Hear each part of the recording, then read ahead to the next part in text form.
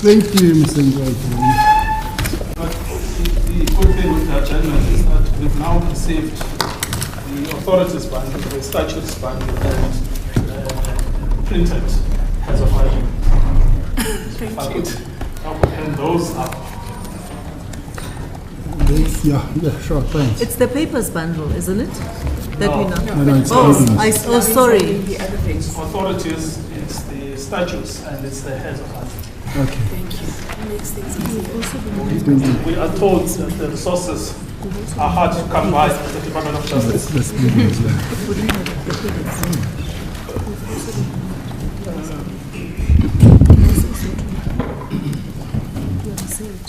What is it? It's the fittings. And then insurance. Yeah, Can I say it? sure.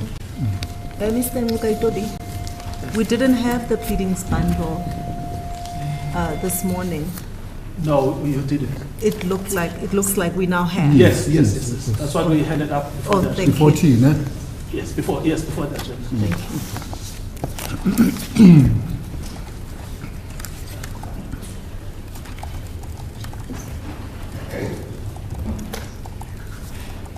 Thank you, Mr. Ndwai. May I proceed? Thank you, my lord. Still some more to come. Yes, that should be authorities, statutes, and heads of argument. My lord, where the debate right now is there are three topics I will address, and my learned friend will address the bias point. Hopefully, I can finish all of this in 45 minutes. The first is whether or not the Electoral Commission has the power to uphold the objection. The second argument, and there are two in relation to this. The one is, well, is Mr. Zuma disqualified by virtue of Section 47? And there are two strands to that argument. One strand is the conviction strand. The second strand is the sentence strand. So let us deal with the first topic, then, which is, does the Electoral Commission have the power to uphold the objection?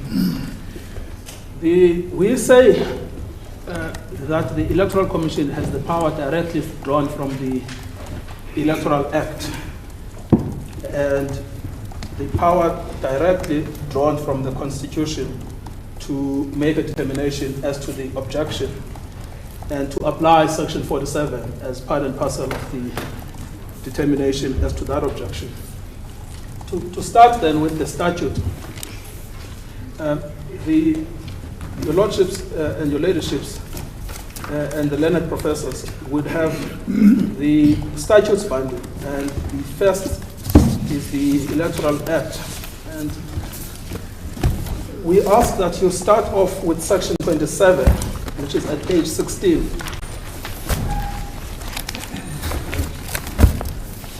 And Section 27 regulates the submission of list of candidates.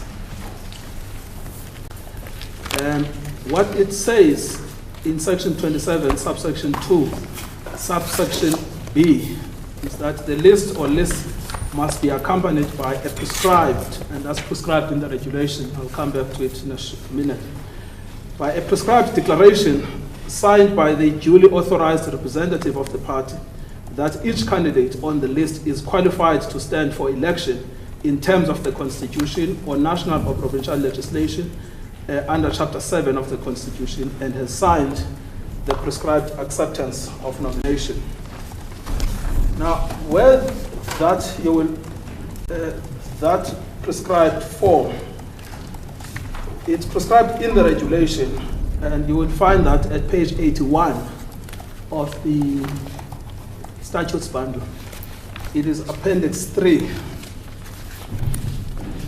And if you turn over the page to page 82, you will see that when a form is submitted with a list of candidates under Section 27, subsection 2B, it must be submitted together with that declaration. And if you look at item 2 of that declaration, I declare that I have confirmed that each candidate on the list is qualified to stand for election in terms of Section 47 and or Section 106 of the Constitution of South Africa, or national or provincial legislation, or any applicable legislation. So the statute, together with the regulations, directly import Section 47 into the frame of the statute. So that's the first step. You go to the IEC with your list, and you have to make, by regulation, this declaration, the declaration that invites the IEC to consider your application through the application of Section 47. Now, once that has happened, the list is then placed under Section 29 for inspection in a public place through the Government Gazette. And after that, there is then an opportunity to object, and that is Section 30. And so, in Section 30, subsection 1, it says any person, including the Chief Electoral Officer, may object to the nomination of a candidate on the following grounds. A, the candidate is not qualified to stand in the election. So we know at page 82 that a declaration has been made that the candidate is qualified to stand in the election in terms of Section 47 of the Constitution. So the objection is responding to that declaration. If the candidate is not qualified, there is an objection that says the candidate is not qualified. That can be submitted under Section 30, subsection 1, subsection A. But once that has happened, so the IEC now has a copy of the objection, and it has a copy of the declaration. It is comparing the two. It then goes to Section 30, subsection 2. That's about service. Service is no longer an issue here. Then the commission itself is then duty bound by Section 30, subsection 3. The commission must decide the objection. And the objection could be based on 31A, not qualified to stand, particularly in the light of the declaration that the candidate is qualified to stand under Section 47 of the Constitution. So under Section 30, subsection 3, it says the commission must decide the objection and must notify the objector and the registered party that nominated the candidate of the decision in the prescribed manner by not later than the relevant date stated in the election timetable. So here we find that it's clear that under Section 27, Section 30, and the regulations, the Electoral Commission has the power to decide the objection based on Section 47 of the Constitution. We also find a source of this power in Section 47, subsection 2 now of the Constitution. Now, if you go to that section, firstly, subsection 1 deals with the excluded categories. And then subsection 2 says a person who is not eligible to be a member of the National Assembly in terms of subsection 1A or B may be a candidate for the Assembly subject to any limits or conditions established by national legislation. So what you see here is that A and B, those do not have any reference to the conduct of an individual. It's simply a membership of a body, whether you are National Council of Provinces or whether or not you had been performing another job. So you may stand in the election, but the people that may not stand in the election, that are excluded by Section 47, subsection 2, are those in C, D, and E. An unrehabilitated insolvent, a person declared to be of an unsound mind, and a person who has been convicted of an offense and sentenced to more than 12 months. So that's the second source of it. So it's making it clear that the distinction you heard about, that there is a difference between standing in an election and being elected in the National Assembly, actually is not recognized in the Constitution. It's one chain, and it starts with the Electoral Commission, which then screens the candidates who may then participate in the election. So that's the second textual source. Then we also make a purposive argument. If the argument we make was not accepted, it would make it impossible to administer Section 47(1), because the consequences of the argument made on behalf of Mr. Zuma is that people that are not qualified to be in the National Assembly must nevertheless be in the National Assembly and sit in that first meeting that Mr. Mbofu was talking about. And now he says in that meeting it will be chaired by the Chief Justice. But what happens in that meeting is that there is an election of a speaker who takes over the role of chairperson. So what we may not have is people who are not qualified, nevertheless making a determination of the election of the speaker. Those people that are excluded by C, D, and E. And so that would produce an absurdity. It's not helpful to say under Rule 13, the meeting is chaired by the Chief Justice, because that meeting has a specific purpose. It is to elect the Speaker and the President. Well, it's the Speaker, the Deputy Speaker, and the President. But it is a meeting of those persons who qualify to be members of the National Assembly. Now, it is true that other people will lose their status as the National Assembly runs. You may be an unrehabilitated insolvent 2 years after you assumed your position, but then the National Assembly will deal with that. So there is no argument here about the exclusive power of the Electoral Commission. The argument is a narrow argument, which is the Commission has the power to uphold objections based on Section 47 of the Constitution. The fact that at a certain stage, a person may lose eligibility, that obviously will be dealt with by the National Assembly. But at the electoral stage, the screening is done by the Electoral Commission. So we say then that you should dismiss the first ground of appeal. It has no merit whatsoever. We then go to the second ground of appeal, which is the issue about conviction.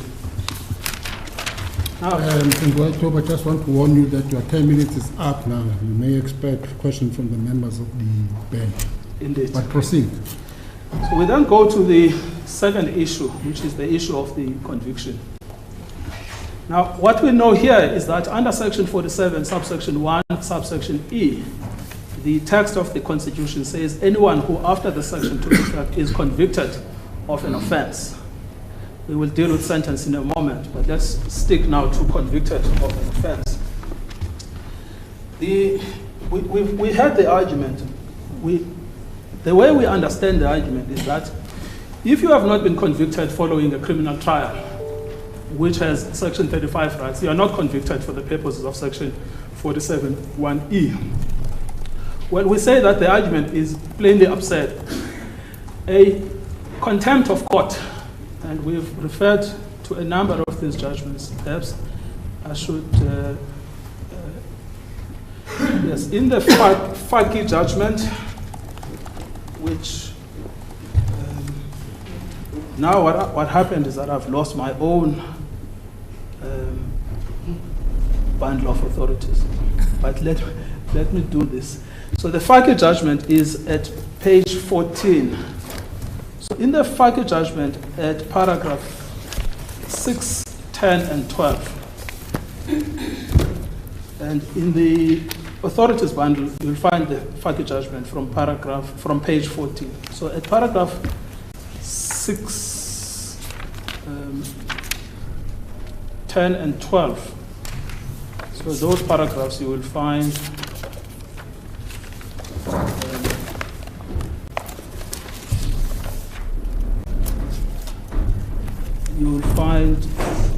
from page 18 and 19. So that's where Justice Cameron analyzes the contempt of court, and he says that it is a crime. In fact, in paragraph 6, he says, it is a crime unlawfully and intentionally to disobey a court order. This type of contempt of court is part of a broader offense, which can take many forms, but the essence of which lies in violating the dignity, repute, and authority of the court. So it's quite clear there that it's described as a crime. You also find that at paragraph 10 of that judgment, page 19, and you also find it at paragraph 12. which is also at page 90. So it's described as a crime, as an offense. In fact, the same position applies in the PECO judgment of the Constitutional Court. So that you will find at page 127 of the authorities bundle, 127 to 148, and particularly at paragraphs 28, 30, and 31. And in all of those paragraphs, contempt is referred to as a crime or as an offense. Even in the Zuma case... Excuse me, Mr. Mugaitori, please may I have the paragraphs again? Yes, it's paragraph 28, 30, and 31 of PECO. And PECO you will find at page 127 to 148 of the authorities manual. So contempt there is described as an offense or as a crime. Now, even in the Zuma contempt case, which is also included in the bundle of authorities, but it's also part and parcel of the application itself. And I'll show your leaderships. So the judgment is at page 263 of the bundle of authorities. So you will find again there contempt of court at paragraph 61, 66, 93, 61, 66, and 93. It's described as a crime and as an offense. Described as a crime as an offense. And so it's clear in our law that if you look at the first requirement for section 47(1)(e), which is the offense part, right, is contempt of court an offense. It's clear that it's an offense, it is a crime. Then you are left with, well, convicted. So people are only convicted of crimes. They're not convicted of anything else. They're convicted of crimes. The procedure for the conviction has no bearing on whether they have been convicted or not. What we know for contempt is that the procedure is hybrid. And we know in the judgment of Justice Kampempe in the Zuma contempt case that what she said was that it is a hybrid. It's part criminal, part civil. But that's the process. But the substance of it, when there has been a declaration that you are guilty of the crime, that is a conviction. It's as simple as that. You find this in another judgment also, which we have cited, which is the Meadow Glen judgment. And you will find the Meadow Glen judgment in our bundle of authorities. It's item 8, it's page 87. And when you look at paragraph 16, of Meadow Glen, it's clear that they talk about a conviction for contempt of court.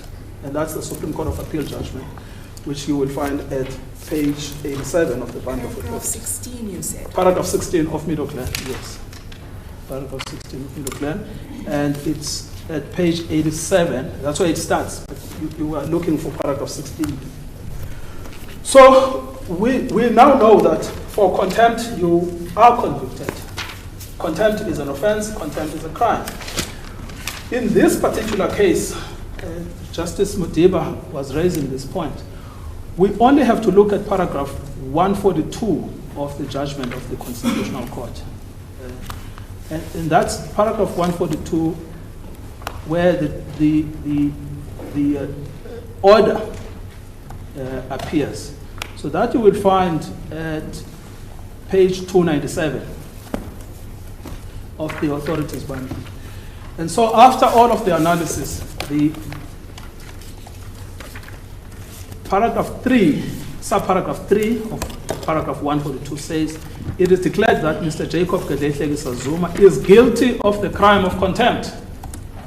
So there is a clear declaration that he is guilty of the crime of contempt. So it could have said he is found guilty of the crime of contempt. But that is a conviction. There can be no debate about that. It is a conviction. It is irrelevant that that conviction came through the civil process. That is how contempts are litigated. What is relevant is that contempt is a crime, and Mr. Zuma has been found guilty of that crime. So when we go back then to section 47(1)(e), we look at those words, convicted of an offense. So we only have to answer there. Was this an offense? The answer to that is yes. Was there a guilty finding in relation to that offense? The answer to that is yes. So we are dealing with someone who is a convict, convicted of an offense. The next question then, so that should be the full answer to the conviction complaint. It is a conviction complaint, but the conviction complaint has no bearing whatsoever. Now, it is true that that is not appealable. That is what the Constitutional Court found. And it knew that it was not appealable. Mr. Zuma argued there at the Constitutional Court that it was unfair to convict him for contempt when he had no right of appeal, but the Constitutional Court decided against him. So here we say it is not open to this court to revisit. I heard Mr. Mbofu saying he is not revisiting, but in substance, when you listen to him, he is revisiting. Because he even said that it was an unconstitutional finding. He even said that, these words, unconstitutional finding. Now, what would be unconstitutional is for the Electoral Court to depart from the judgment of the Constitutional Court. Sorry, Mr. Mungaitu, but that judgment did not specifically deal with 47(e), in particular regarding the aspect of whether that sentence conviction could be appealed or not. What's your take on that? Yes, it did not have to deal with it. It only had to deal with whether or not in the presence of the Constitutional Court he had a right of appeal. Because you must remember what happened. Mr. Zuma was guilty of contempt of an order of the Constitutional Court. So it's only that court that could address his contempt. But Yeah, Mr. Ngogo, sorry. but do you accept that under normal circumstances, a conviction which follows on the contempt of court proceedings, that conviction would be appealable? Yes, I accept that. It's But clear on the law. it's because of the situation in that particular case, peculiar situation, that the court that convicted him was the Yes, apex court. precisely. And then he had no No, but he did court to go complain. to, yeah. He did complain before the Constitutional Court. Yes. There is a full analysis of that judgment. He did complain, and that issue was dealt with and resolved. It's not as if it's being dealt with for the first time here. The issue about his right of appeal was a subject matter of debate. But now within the context of section 47(1)(e), doesn't that have the effect, don't you, well, what does that do to section 40? Let me put my question this way. What does that do to section 47(1)(e)? Because section 47(1)(e) does refer to an appeal. In other words, a conviction must be a conviction which has been subject to an appeal, a sentence that has been subject to an appeal, and the appeal was dismissed or the appeal was upheld and the sentence was reduced. Yes, but we know. Sorry, Yes. Go ahead. That's fine. no, we know here that that issue of whether or not he had a right of appeal was debated, found against Mr. Zuma. Yes. We also know that he, in fact, attempted to rescind, also raising the very issue of the appeal. And even on that rescission, that was dismissed. Now we come back to section 47(1)(e). It's simple the way it applies. Of course, if there is an appeal, we must look at whether or not, and you remember that if you look at the section 47(1)(e), what it says is that you have to take into account the appeal.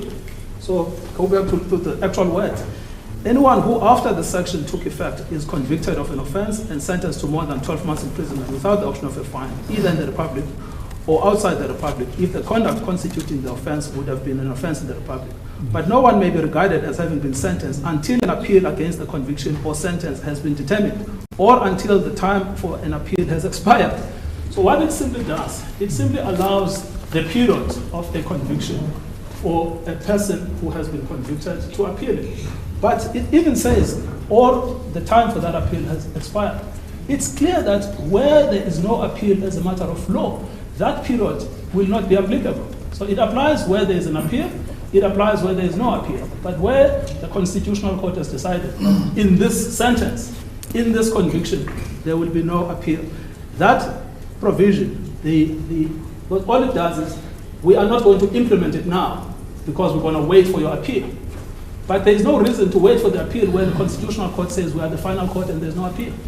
But is it a proper way of interpreting a statute where you interpret it according to what had happened in a particular case? No. Because, I mean, obviously people need to know where they stand in relation to the application of Section 147. They can't decide their case on the basis, well, in this situation, this is how the section must be interpreted. But if this situation applies, it must be interpreted differently. Surely that's not the correct way of interpreting the statute. No, but my lord, what we submit here is that if you took the view that the judgment of the Constitutional Court on contempt does not apply, so Section 47(1)(e) does not apply to it because there is no appeal. If you did that, you would in fact be rewriting the Constitution, which is actually a worse position to be in. What we are asking the court to do is to give effect to the words of the section. It's clear that where there is an appeal, the section does not come into operation because you have to wait for that appeal period to either be brought or to lapse. But in circumstances where the highest court has made a determination and it has considered that appeal, the section still applies. The section is never excluded because the only way to get to that conclusion is by arguing that Section 47(1)(e) is excluded in the case of contempt of court criminal findings by the Constitutional Court. That we say is untenable. Mr. Mukaitobi, would you say that this provision deals with several scenarios? Yes. Right? Yes. So the first scenario is that a person is sentenced, right? Which is the scenario here. There was a sentence imposed. Following the imposition of a sentence, two things could happen. An appeal could be lodged. Yes. Right? Which is essentially a petition. Yes. By the convicted person. Yes. Seeking either a reduction or complete setting us or an interference with Yes. the sentence that has been imposed. Yes. Right? But then there could be a third scenario where it's uncertain. There's uncertainty regarding what's going to happen because the window for appealing is still open. Right? That's Yes. why the proviso further reads Until the time for an appeal has expired. So it deals with several scenarios. But given what has happened there, that there are no prospects of a further appeal, these scenarios are simply not applicable. They're irrelevant. Yes. No, I would submit, my lady, that it's clear that in this particular case, the section applies. The section does not apply simply because the imposition of the sentence. No, I'm with you. I'm putting it differently. Okay, yeah. I'm saying it's dealing with scenarios that are irrelevant given the facts here. Yes, to the facts. Because he couldn't appeal. Yes. So the fact that there was no appeal to be determined. Yes. That's the second scenario. There was no, he had been sentenced. Yes. That's first scenario. Second scenario is that an appeal had to be determined Yes. if it was pending. Yes. But that's inapplicable because he couldn't appeal Yes. further. And The third scenario is that the period for appealing must not have expired. But that scenario also is irrelevant here because he simply could not appeal. Yeah. And my lady, to add this, and I've said this to the court already, the appeal was debated, fully debated at the Constitutional Court. It was debated. But even if it was not, just on a simple interpretation of the effect of the sentence imposed by the Constitutional Court, it's the ultimate sentence, Yes. right? At this point, I'm not dealing with the intervention by the President. Yeah, no, I'll deal with that We're now. simply dealing with the sentence Conviction. as imposed Yeah. by that court, yeah. No, indeed. Sorry, Mr. Nguga, my sister on my left has got a question for you. It's fine, Mr. Nguga, Toby. I think. Thank you, my lady, for actually pronouncing the full Oh, sentence. sorry. I'm sorry. Yeah, sorry.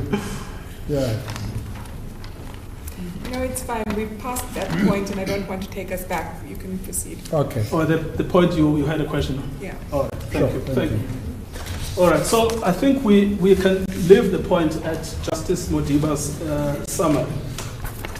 So where we are right now is under Section 47(1)(e), he has been convicted of an offense. The fact that there is no appeal is irrelevant. The section cannot be written out of the Constitution simply because there was no appeal. What that leaves us then is the sentence part. Now, the way we understand the argument to be is that the sentence that Mr. Zuma was actually imposed with was 3 months because there was the remission of sentence. Now, the problem with why that is wrong is actually the premise. Now, I just want to go back to how Mr. Mbofu raised this. So his argument, the way he frames the argument, is to say, well, in order for us to look at this issue of the sentence, is we must look at the ultimate sentence. He calls it the ultimate sentence. He says Section 47(1)(e) is about the ultimate sentence. And he says the reason why it is about the ultimate sentence is because of that appeal provision. So that's why it becomes secular. But that is not the case. Section 47(1)(e) is about the sentence that has been imposed by a court. If it is overturned by a court, so be it. The distinction is that it must be imposed by a judge. The president has no power to impose a sentence. Let's go back to the section. Anyone who, after the section took effect, is convicted of an offense and sentenced to more than 12 months in prison. So that's the first issue. When you look at the sentence imposed by the judges at the Constitutional Court, was that a sentence of more than 12 months imprisonment or not? We must not conflate this with these two judgments. I've actually read these judgments, Smith and Shehu. We must not conflate this with the period actually served, the date of release, which is what the remission did. The remission never changed the sentence. It never said you are no longer sentenced to 15 months. You are now sentenced to 3 months. It simply determined the period of the release. And the executive is entitled to do that. The executive cannot say the courts did not say you are sentenced to 15 months. The executive can say, we are forgiving you, and therefore you are released, you can go home. And this is the central problem with the argument, which is based on the so-called ultimate sentence. The ultimate sentence is true, but only partially true. It's true only if the matter will be dealt with by the Supreme Court of Appeal or by the Constitutional Court, because it is the Supreme Court of Appeal and the Constitutional Court that have the ultimate power to sentence. And that is what the section is about. The fact that the president says, I don't want to keep, I think it was this case of Shehu, I don't want to keep sick people in prison, or I don't want to keep old people in prison, because I have the power to do so under Section 84 of the Constitution. In other words, the power to forgive, I've got that power. Does not mean that you can now go back and rewrite the sentence imposed. When you look at Section 47(1)(e), that section is about what was the sentence imposed by the court. That's textual. But purposively as well, it works. Why do we have Section 47(1)(e) of the Constitution? Why? The reason we have it is because it is a legislative determination that certain convictions and certain offenses would preclude a person from exercising their rights to come to Parliament. And the reason why they put it at 12 months is because it is a signal of the seriousness, not only of the conviction, but of the offense. And the reason they also make it clear that there should be no option of a fine, it's because what the constitutional drafters are trying to tell us is that serious law breakers should not be lawmakers. That's the purpose behind section 47(1)(e) of the Constitution. Once you take an executive decision by the president, and you use that executive decision by the president to change, because the argument is as crude as that. It says, just change it from 12 months to 3 months, when there is in fact not even a decision by the president to change it from 12 months to 3 months. The president is simply saying, get out of prison, because the prisons are too full. But the sentence that the section 47(1)(e) focuses on is, did the judges think this was a serious enough offense to take you to prison without a fine for more than 12 months? Once the judges have made that determination, then you are precluded by section 47(1)(e) from becoming a lawmaker, because you are a serious and a serial lawbreaker. And we have to confront this problem and not try to tiptoe and make excuses for this particular appellant. So we say that, number one, the president has no power to change a sentence. He did not even purport to change the sentence. What he did do, he did not say Mr. Zuma is no longer sentenced to 15 months, but is sentenced to 3 months. He has the power to affect the period of release. Now that's the period actually served. And you will see this clearly from these cases of Smith and Busheko that have been referred to usefully by our learned friends. It's about releasing them. We say that, number two, you are also going to interfere with the purpose behind section 47(1)(e), which is people in Mr. Zuma's position should not be in parliament. It's as simple as that. So Mr. Nugato, I just want to make sure that I follow you correctly. Yes. As a result of a remission, As a result of a remission, Yes. of a sentence, where do we stand now? What is it? Does the remainder of the 15-year period still stands? Or has the release affected that? He clearly has been released, but that has nothing to do with section 47(1)(e). He clearly has been released. This court is not dealing with the remission. This court is dealing with what does section 47(1)(e) apply to. And that is where there's confusion. We end up talking about the implications of the remission, but it's a completely irrelevant topic to what this court has to apply. This court has to answer the question, did the Electoral Commission correctly apply section 47(1)(e) or not? The only portion of section 47(1)(e) that applies to this debate, because we've closed the conviction debate to this debate, is what was the sentence imposed by the judges? And once the answer to that question is, well, the judges imposed 15 months, you ask another question, did they give the option of a fine? Well, the answer to that is no, they didn't.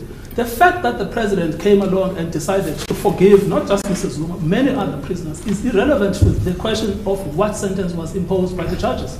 And your answer is that the sentence 15 years still stands? No, the sentence... Sorry, 15 months. No, the sentence that was imposed by the judges for purpose of section 47(1)(e) applies, because that's what you have to apply your mind to.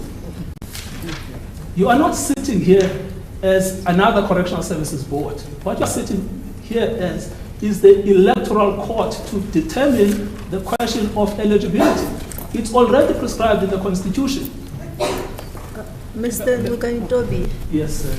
let's look at the purpose of a sentence. Purpose of a sentence. Yes, the purpose of a sentence that is imposed by the court upon conviction. Yes. Retribution, it's punishment, Yes. it's prevention. Yes. Right. So you are saying he is eligible to... It's not eligible. He's no longer... Sorry, so didn't- So he's disqualified He's disqualified, yes. from Yes. National Assembly membership Yes. because a sentence of 12 months, More than 12 months Yes. without the option of a fine Was imposed by the courts. imposed. Right? And then the president exercising his powers in terms of Section 84(1)(j, decides, no, the court had said you will be, you are sentenced to 15 months, right?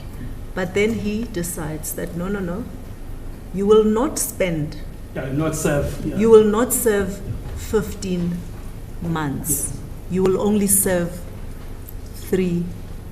Well, I mean, that's also another problem. He never actually made that decision. It's the just effect. a calculation. The calculation that had to be made. Yeah. So he only served, because of the remission, he only served 3 months.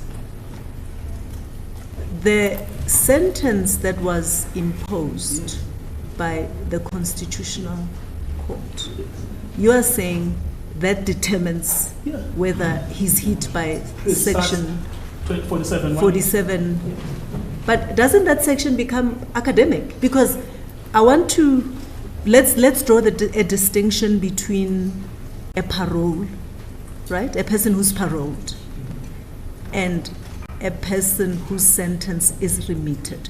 So if a person is released on parole, that person effectively is not free. You see, Mr. Zuma was paroled on medical grounds, right? So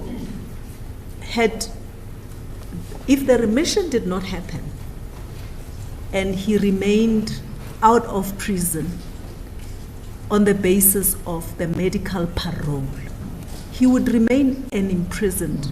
He would remain a person who's under the authority of the corrections department, because he's still under punishment. Yes. He's still sentenced, right? But what happened after he was remitted is completely different. The corrections department no longer had any authority over him, because he was no longer under punishment. He was no longer a sentenced person. That sentence had simply fallen away. That is what we argue against. We say to the court that the Section 47(1)(e) focuses on the sentence that was imposed by the judges, because it is the judges that, through their sentencing, reflect on the seriousness of the conduct of the prisoner. The fact that the president comes at a later stage to exercise his own powers to release a prisoner, to decide, for instance, people should not be jailed during COVID, which is what Smith and Kwasha are on. That fact does not affect the sentence that Section 47(1)(e) focuses, because it says convicted and sentenced. What was Mr. Zuma convicted for? A crime. What was the sentence for? A crime.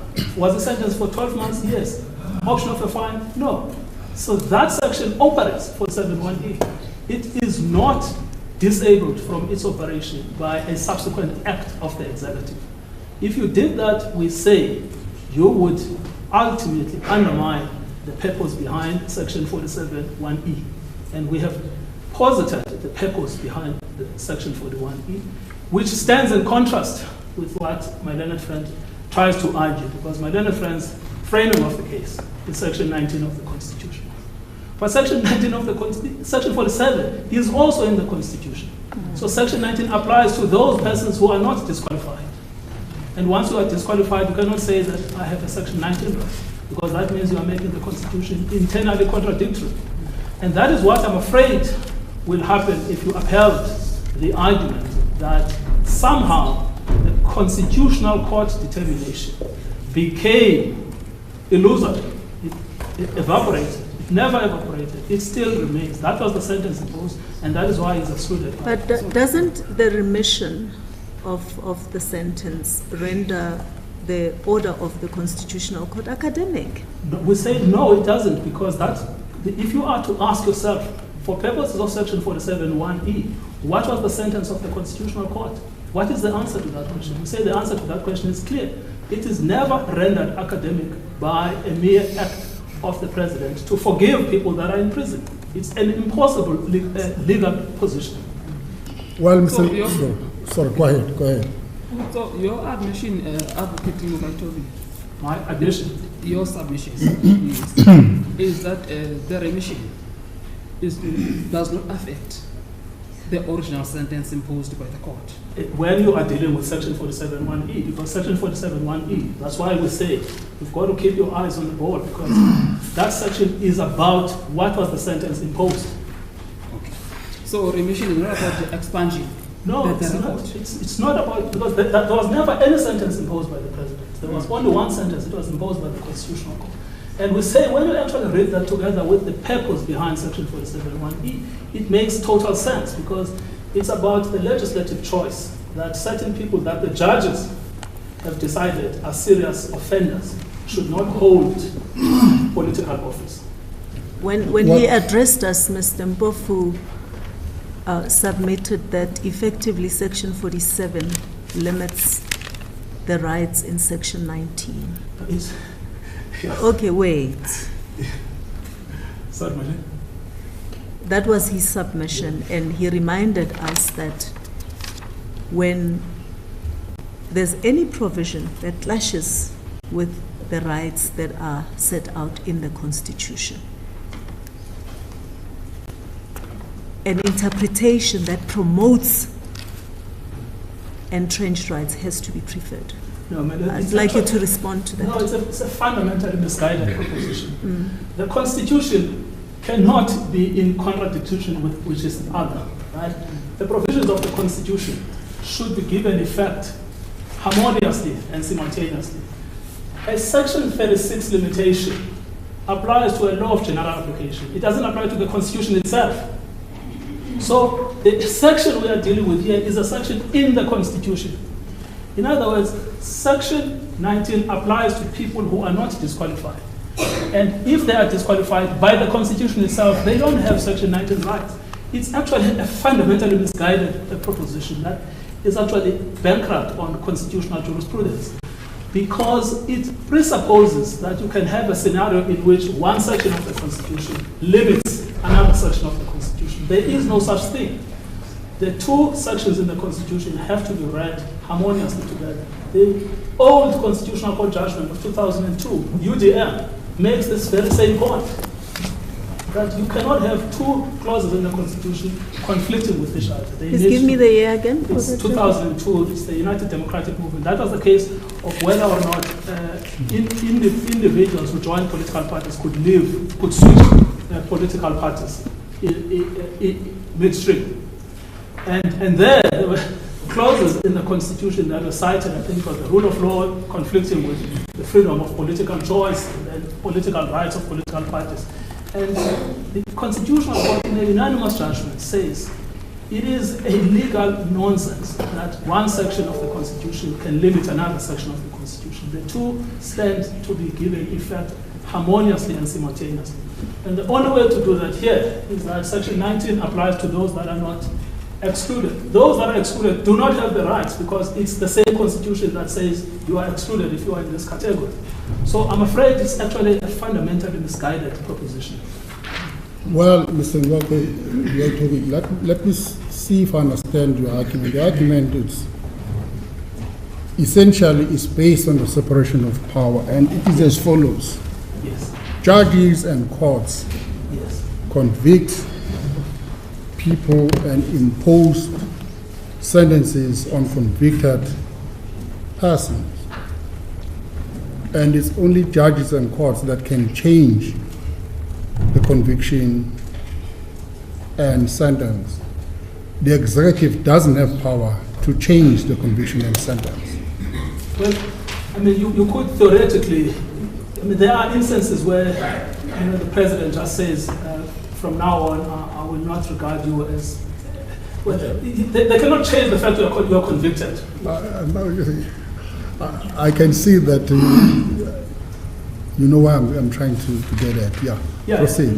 So now, what they can never do, I mean, think about, for instance, the case of McBride. Yes. Where there's a defamation case where someone says, you've defamed me because you called me a murderer. The Constitutional Court says you can never change the fact. You see, you can decide that I'm actually going to forgive. But the fact that there was a conviction, the fact that there was an imposition of the sentence can never be changed. The only way that can ever be changed legally is by another judge. So what the executive does never changes the fact of the conviction. It never changes the fact of the sentence that was imposed. What section 47(1)(e) is about is asking this prior question. What was the sentence, what was the conviction? Was it for an offense? And what was the sentence? Was it 12 months or more? Sorry, but that argument, Mr. Ngwaitobe, doesn't undermine the purpose of Section 84 of the Constitution, which grants the President powers to remit sentences. Not at all. Because I think that Sorry, madam. there must be a harmonious way to read Section 47 and the powers that are vested in the President to pardon, to remit sentences. So we can't just read them in isolation. No, There must be a way. We accept that entirely, Yes. but what we submit to the court, it's clear that it's an important part of the argument. We accept that the Section 47 and Section 84 must be read harmoniously. Section 84 is not undermined by an argument that Mr. Zuma is excluded by operation of the Constitution. Why? Because the purpose of the Section 84 was so that he could be released from prison. He was, in fact, released from prison. The consequence was that, as a matter of fact, he served 3 months and not the 15 months that the Constitutional Court said they should serve. But the question is, as a fact, what sentence was imposed by the Constitutional Court? And that But hang on, Mr. Ngwaitobe. That argument seems to put form above substance, because in substance, when a remission is granted, that has got an effect on the ultimate, well, let me not use Mr. Mpofu's phrase, but that has got an effect at the end of the day on the sentence which a person served. Yes, on the, no, I accept that. Yes. It has an effect on the period that you serve. It has no effect on what sentence was imposed. And Section 47(1)(e) is about that question, because it is about our own society view on, which is collectively expressed through the Constitution. It is about the view of the Constitution about whether or not certain people in certain categories should be allowed to stand for public office. That does not infringe on any right whatsoever, because it's a qualification criteria. Before you can have the right, you must be qualified. Okay, I hear you. Mr. Ngwaitobe, had the President pardoned Mr. Zuma and not simply remitted his sentence, would it make any difference to this argument? Would he still be a convicted person because the court said so? That's excellent. This is really an excellent question, because it sharpens the focus of the debate. Because if I'm right in my submission, which is that Section 47(1)(e) is about the judicial determination of conviction and sentence, it doesn't matter. Take, for instance, the case of McBride. The Constitutional Court makes it absolutely clear. The fact that you were convicted and sentenced never changes. And if the Constitution in Section 47(1)(e) is about that fact, it applies to Mr. Zuma with a pardon, it applies to Mr. Zuma with a remission of sentence, it applies to him with a parole.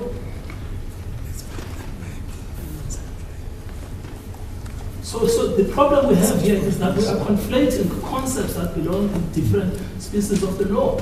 If we are dealing with constitutional law and who is qualified to stand for office or not, the Constitution answers that question. Now we cannot convert that and change it so that we can accommodate Mr. Zuma.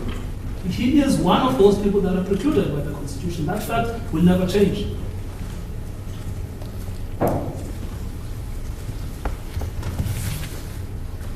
Thank you, Madam. My learned friend will speak on the bias point. I just wanted to check here if there's anything. Oh yes, there's one more point to the question Justice Duba you have raised, which is, what is then the benefit, the constitutional benefit, not general benefit. What is then the benefit of the remission? It's actually here as well, which is at Section 47(1)(e). Look at the last sentence of that section. A disqualification under this paragraph ends 5 years after the sentence has been completed, which means we're dealing with two different things. One is the sentence that was imposed, but the second one is the sentence that was served. So he will benefit from it. 5 years from the 3 months that he served in prison.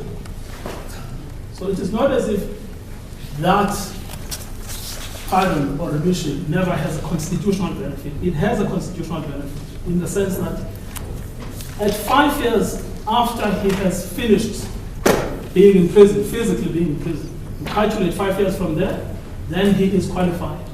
Right now, he is not qualified, either under the first part of section 147(1)(e) or the last sentence, which is the lifting of the disqualification. The lifting of the disqualification is about the actual completion, but that first imposition is about the judicial act of conviction and imposing a sentence. So and that framing of the Constitution is actually perfectly consistent with the rest of the Constitution. And it has nothing to do with Section 84, because he will one day benefit from that, but it's premature now. He's not qualified now to be a candidate. It's as simple as that. He's not qualified today to be a candidate. Thank you, Justices. Could I ask for permission to leave if there are no other questions directed at the arguments I have made? So, sorry, before you conclude, I just want to sum up your point that you make in relation to the last sentence in section 47(1)(e). So you are saying, since the court imposed a sentence of 15 months, that imposition is what this court should work with, not the effect of the remission. Yes. And he will only qualify for National Assembly membership in terms of section 47(1), 5 years after that sentence has been completed. Yes, which now means because So wait. Yes. And my question to you is, when was the sentence completed? Because remember, and I invited you to explore the purpose of a sentence, right? And that consideration becomes relevant in determining when was the sentence completed. No, so that's why I say that once you look at the last sentence to section 47(1)(e), it's completed. When you look at the first line, it's convicted and sentenced. Yes. So it's clear here that the intention is to focus on the actual period served. So if he leaves prison, it's the period served, which is you go to Smith, you go to Mohoshi, and then 5 years from that period, because we cannot say, well, he has completed it when he is in fact out of prison. So we submit that there is a possibility, if you look at that, to say the period was in fact completed when he left prison physically. But what you can never change is what was the sentence that was imposed on him.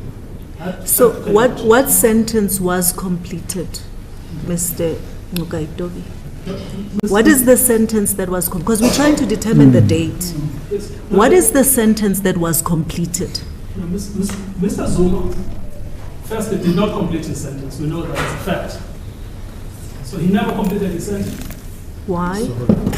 Because he was released initially on medical parole, which was declared to be unconstitutional, and secondly, he was released as part and parcel of the special remission. So he never completed his sentence. But isn't the effect of the remission that when he reported back to Escort Yes. prison, and he was met with the news that the president has remitted his sentence. What that meant is that he had completed serving his sentence.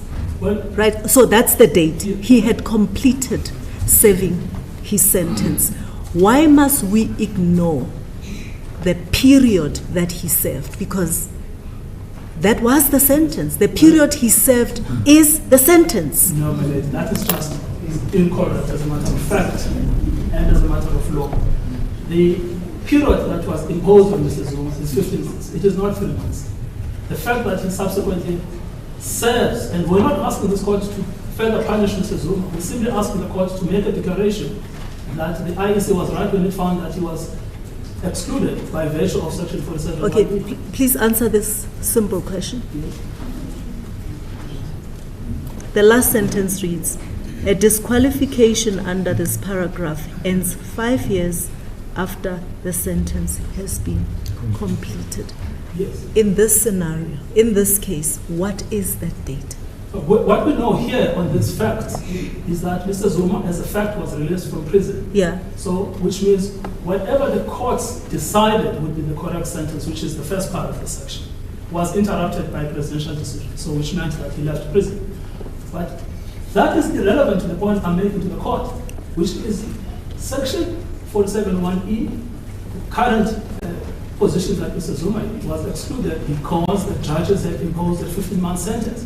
You cannot change that by simply saying that the president effectively imposed a different sentence. No, Sorry, please sorry, answer sorry. very. Different question. Sorry, I'm still. Yeah. Please answer. Okay. Answer a very simple question. If the IEC is faced with this question, if the IEC has to determine when does this 5-year period that is referred to in Section 47(1)(e), Yes. when is that date? What's the answer? Well, there are two answers to that Yeah. question. The first question is, it would be the 5 years calculated from the judgment of the Constitutional Court. And that is also a viable answer to it. So that's one. The second one is, it is the sentence actually served. And if This section talks about completing a sentence. We're still in the 5 years. On your argument, we're still in the 5-year period, Yes. right? Is the sentence completed or not? No, On the present facts, is the sentence completed or not? No, You're saying it's not completed. No, we know as a fact that Mr. Zuma received a remission, which meant that he had to leave prison. And so, if the correct construction of complete means physically leave prison, we know that that happened already after 3 months after he was in prison. Physically and lawfully. Well, this is a big debate about the lawful part, Justice. Sorry, Justice Yaku. No, because- yes. Sorry. Sorry, One I at a just time. wanna. One at a Yes. time, Can I please. just? One I at don't a want to time, please. lose this point. I'm still waiting for that date. We're still in the 5-year period. Are you saying he's still serving a sentence? No. Are you saying the sentence is not completed? No, well, When was it completed?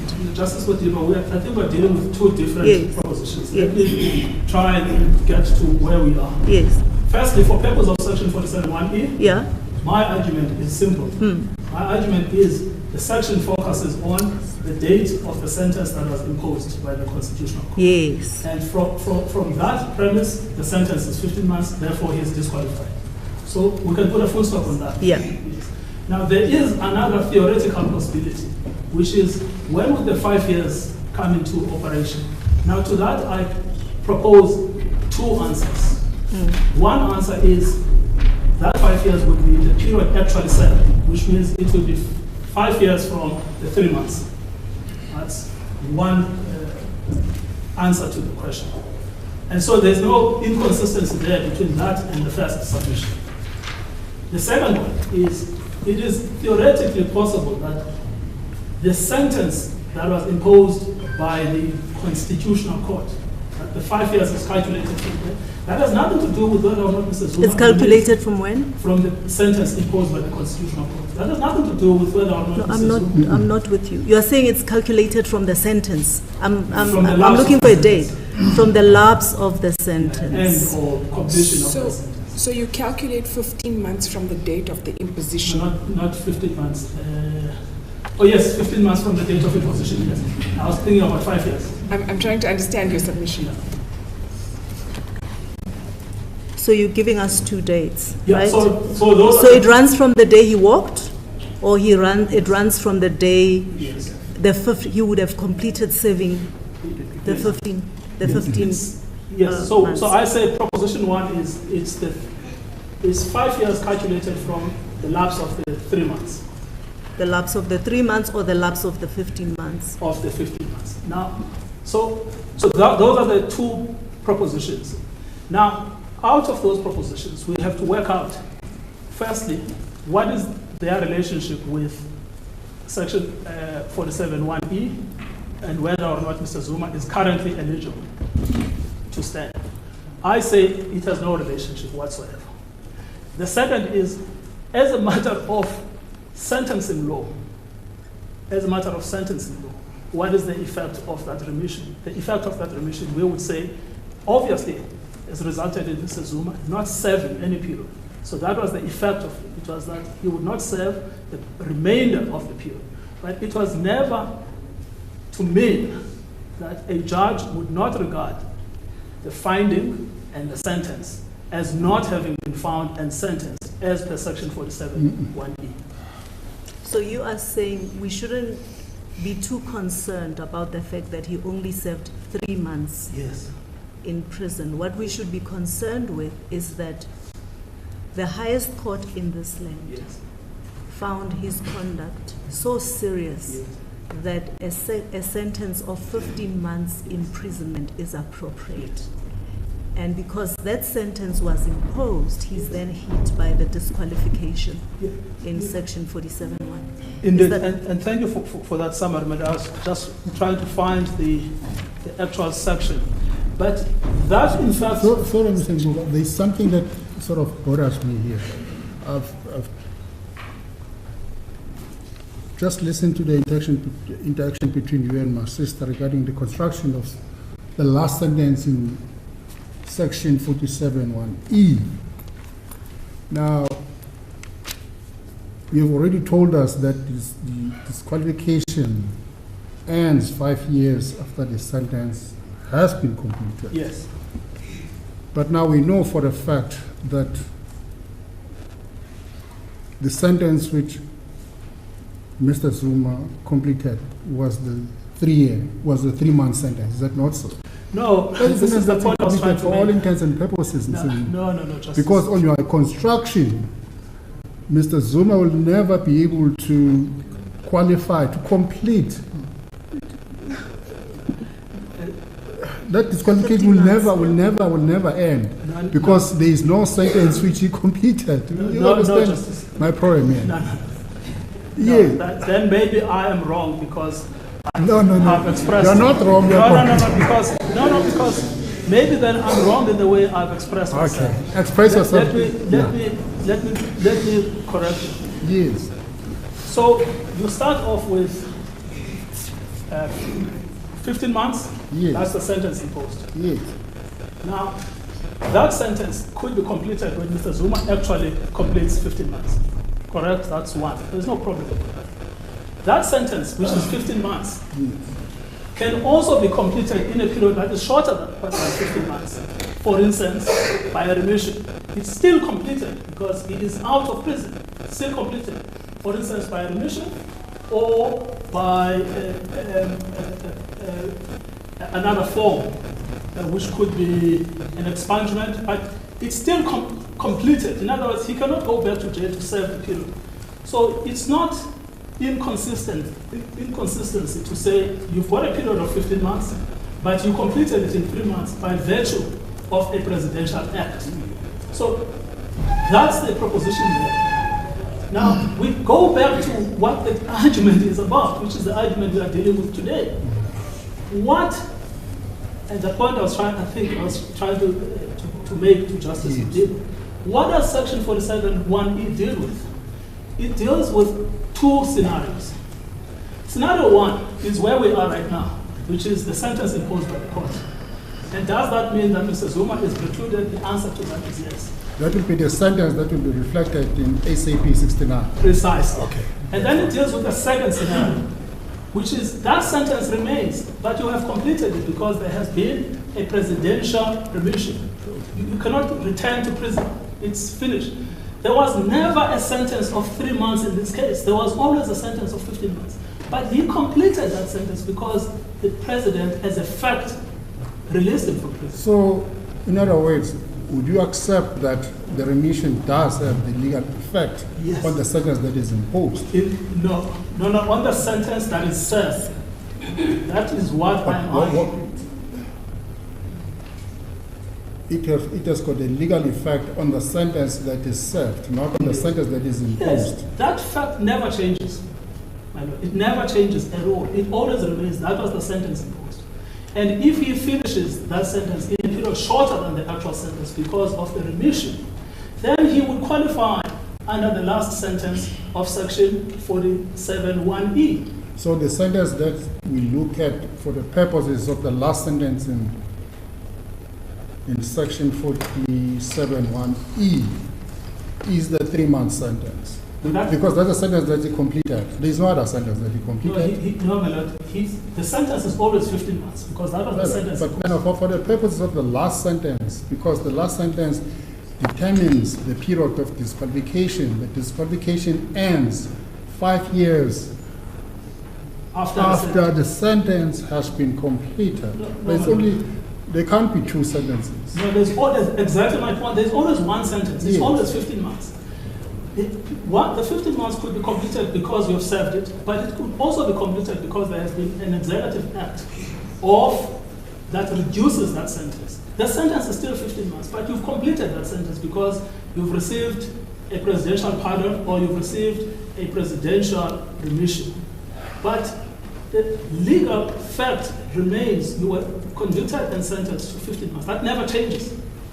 What may change is when we calculate when did you complete this for the second part of section 47(1)(e). Yes.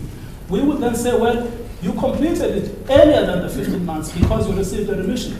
And that is the point I was trying to make with Justice Modiba when I tried to say he will benefit from the remission, but that benefit will be 5 years from the time that he received that remission, because the effect of that remission was a completion of the sentence. The effect of the remission was never to change the sentence imposed. I'd like to hear your response to the submission by Mr. Mbofu. He took us through several synonyms of the word remit, right? And the ones that remain in my mind is set aside, cancelled, and you have emphasized now in your submission the one synonym, reduced. Yes.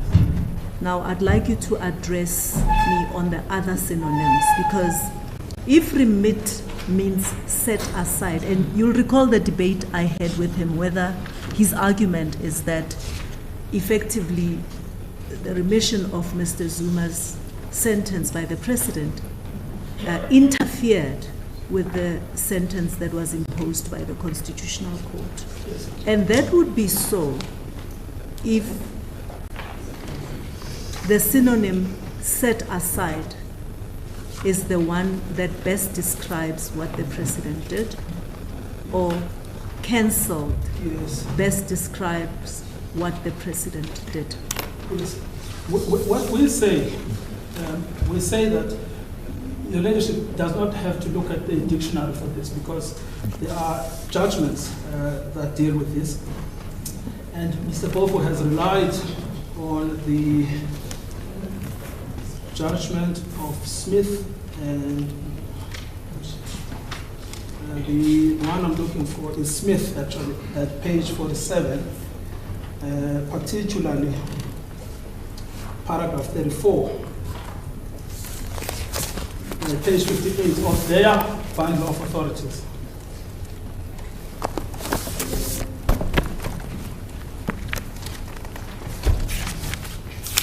So if you look there, it doesn't use the word reduce, but it uses the word deduct.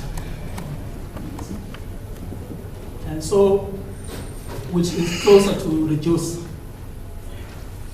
And so that's why I say to the court, so if you look at paragraph 34 and page 58, it's a judgment, I think, of Strabo J.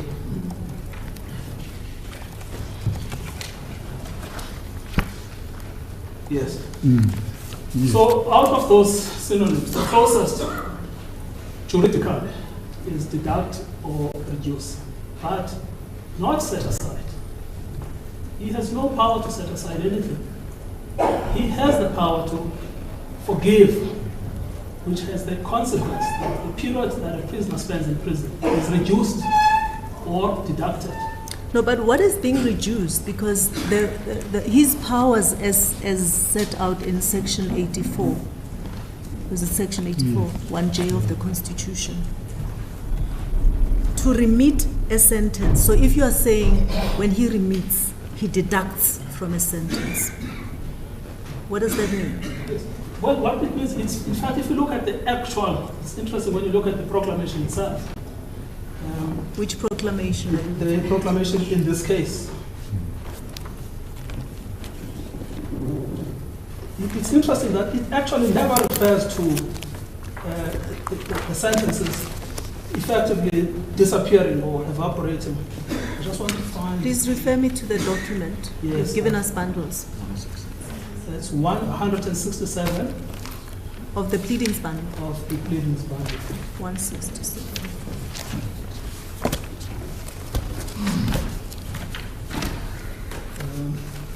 It's not the Afrikaans version. So 167. So I'm just 167, yes. It's 167. So what is interesting is that he actually never says the sentence changes from the sentence originally imposed. And what this is about really is regulating the remaining period of incarceration. So if you look at paragraph 1, 2, 3, 4, there's no 5, but 4, 6, 7, and 8. So even when you look at the text of the actual instrument of the revision, it never supports what is contended for today. It simply is about the remaining part of the incarceration.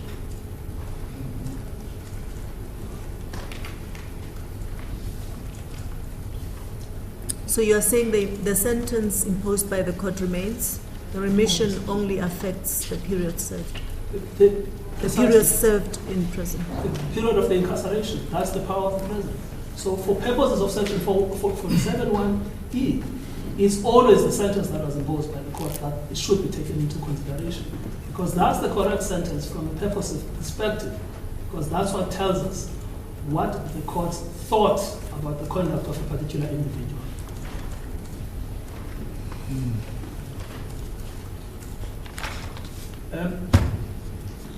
Your Lordship presiding, I'm not sure if I did answer your question, but it was a long way towards it. But I think finally at least I've answered it. Yeah. Sorry, Mr. Hugo. There's a question from my brother on the left. If I may take you to your bundle, page 47, the Freedom Front judgment, page 15. Can you please take me through it? So the paragraph 15, that's on page 54. Our authorities bundle. What's the specific issue that I should deal with? Paragraph 15. Yes, I've heard you, my lord. But what exactly about paragraph 15? It talks, that paragraph, the interpretation relates into that the period of the sentence should be completed for 47(1)(e) to be completed. I'm terribly sorry, my lord. I still don't understand exactly what. I've got the section, I've got the paragraph. I just don't understand what the question is. The question is, if we rely on the interpretation that the sentence for the purposes of 47(1)(e) should be served to full completion. In other words, there should be no interruption. I've never suggested that it should be served to full completion and that will be no interruptions. I have expressly said that the effect of the Presidential Act, and again, I mean, maybe it's me who didn't explain this properly. I've expressly said the effect of the Presidential Proclamation was never to undo the sentence imposed. What it did is that it rendered that sentence completed by operation of law because it meant that he could be released after 3 months. So as a fact, it didn't complete it because he didn't serve the 15 months. But the president brought that completion forward because 3 months he released him. But Section 47(1)(e) does not help us there because that section is about the sentence imposed by the courts, unless it has been overturned on appeal. So the issue around paragraph 15, I mean, I read that judgment. That judgment was about a wholly suspended sentence. That's why I thought it's irrelevant to this debate, because this is not a wholly suspended sentence we're dealing with. What Freedom Front Plus was arguing is that even though Mrs. Mandela was given a wholly suspended sentence, he should nevertheless be precluded by virtue of Section 47(1)(e). And this court said no, it shouldn't be, and that the interpretation they were placing on the section was not supported by the text or the purpose of the section.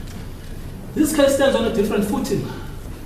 This case is about a sentence actually imposed without option to fine, which makes it within the confine of Section 47(1)(e). And again, I want to repeat this so that if Professor you leave this room believing that my submission was that he should be serving the 15 months, that's just wrong. My submission was there are two ways of looking at completion. One way of looking at completion is to complete the entire sentence. Another way of looking at completion, which I submit the court should endorse, is that the sentence remains, but the completion period, which is the period of service, is reduced because of the interference of the presidential permission. And that is why Mr. Zuma will in fact benefit from the last section of Section 47(1)(e) within 5 years after the period of completion. And that period of completion will then be the period when the president released him incarceration. And that still doesn't answer the primary issue before this court, which is what is the sentence imposed. Thank you, Mr. So you're saying because he said if he completed the sentence earlier by virtue of the remission, then the 5-year period will arrive earlier. It will arrive earlier. That's the benefit of the 5-year period, because the completion is the actual release, it's the actual service. But he is prohibited. So the point I was trying to make is, I'm not suggesting that that remission will never bear any benefit to him. It will. He will get that a lot earlier than he otherwise would have.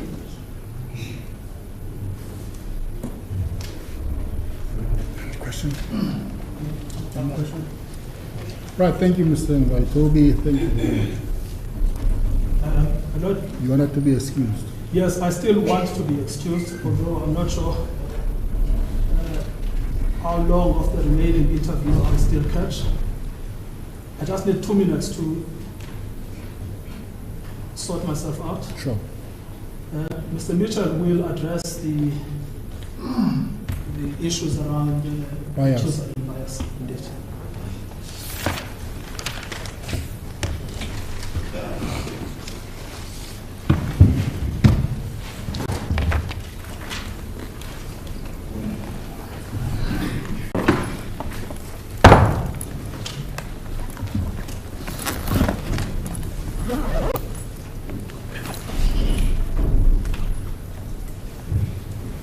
I gave Ms. May 15 minutes to address us on bias. I think that it would only be fair to give you the same period. My Lord, I will be within the 15 minutes. Okay, so it starts now. Thank you, my Lord. My Lord, I first want to deal briefly with the test for bias, and then I want to meet the allegations that we made against the Electoral Commission.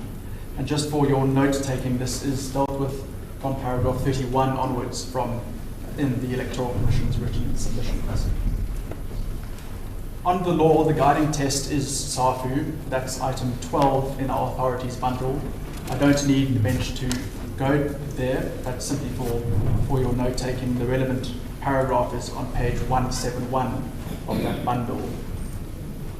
And there the test is put quite plainly that it is whether a reasonable, objective, and informed person would, on the correct facts, reasonably apprehend that the judge has or will not bring an impartial mind to bear. And recently in Masuku, that's a case that's not in the authorities bundle but is cited in our heads of argument.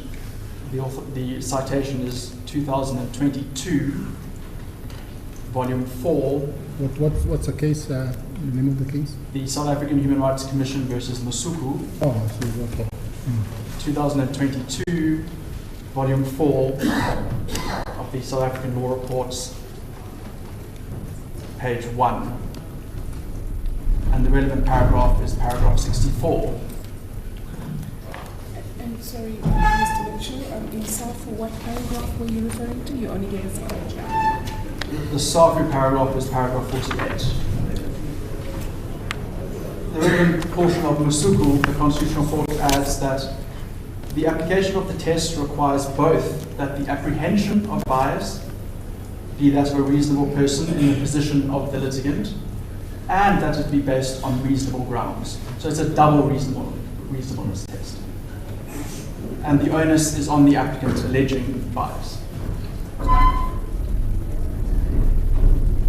So with that test in mind, I want to then move on to meet the allegations head on. And the applicants rely on two sources of the reasonable apprehension of bias. First is the quote itself from Ms. Love, and the quote is on page 225 of the paginated pleadings.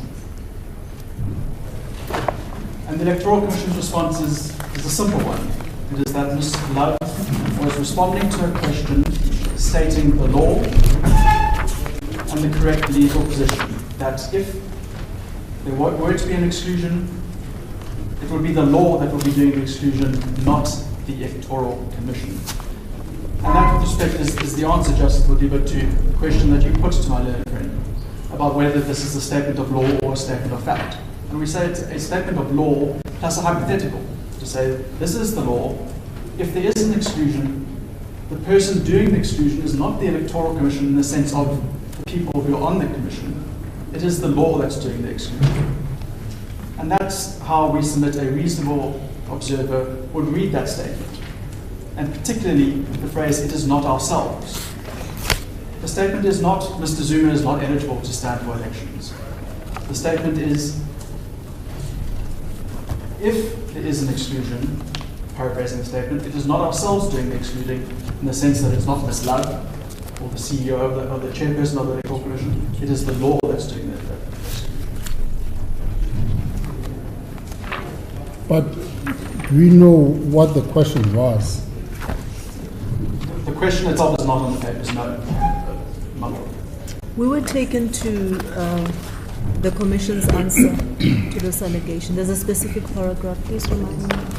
Yes, that's from paragraph 17 onwards on page 235 of the paginated papers.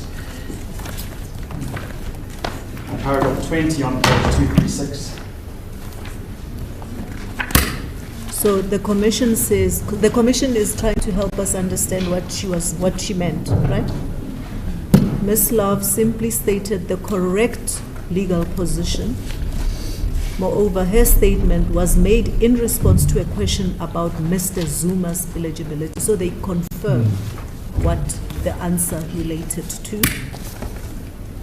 Neither Ms. Love nor anyone else from the Electoral Commission raised Mr. Zuma's eligibility on their own accord.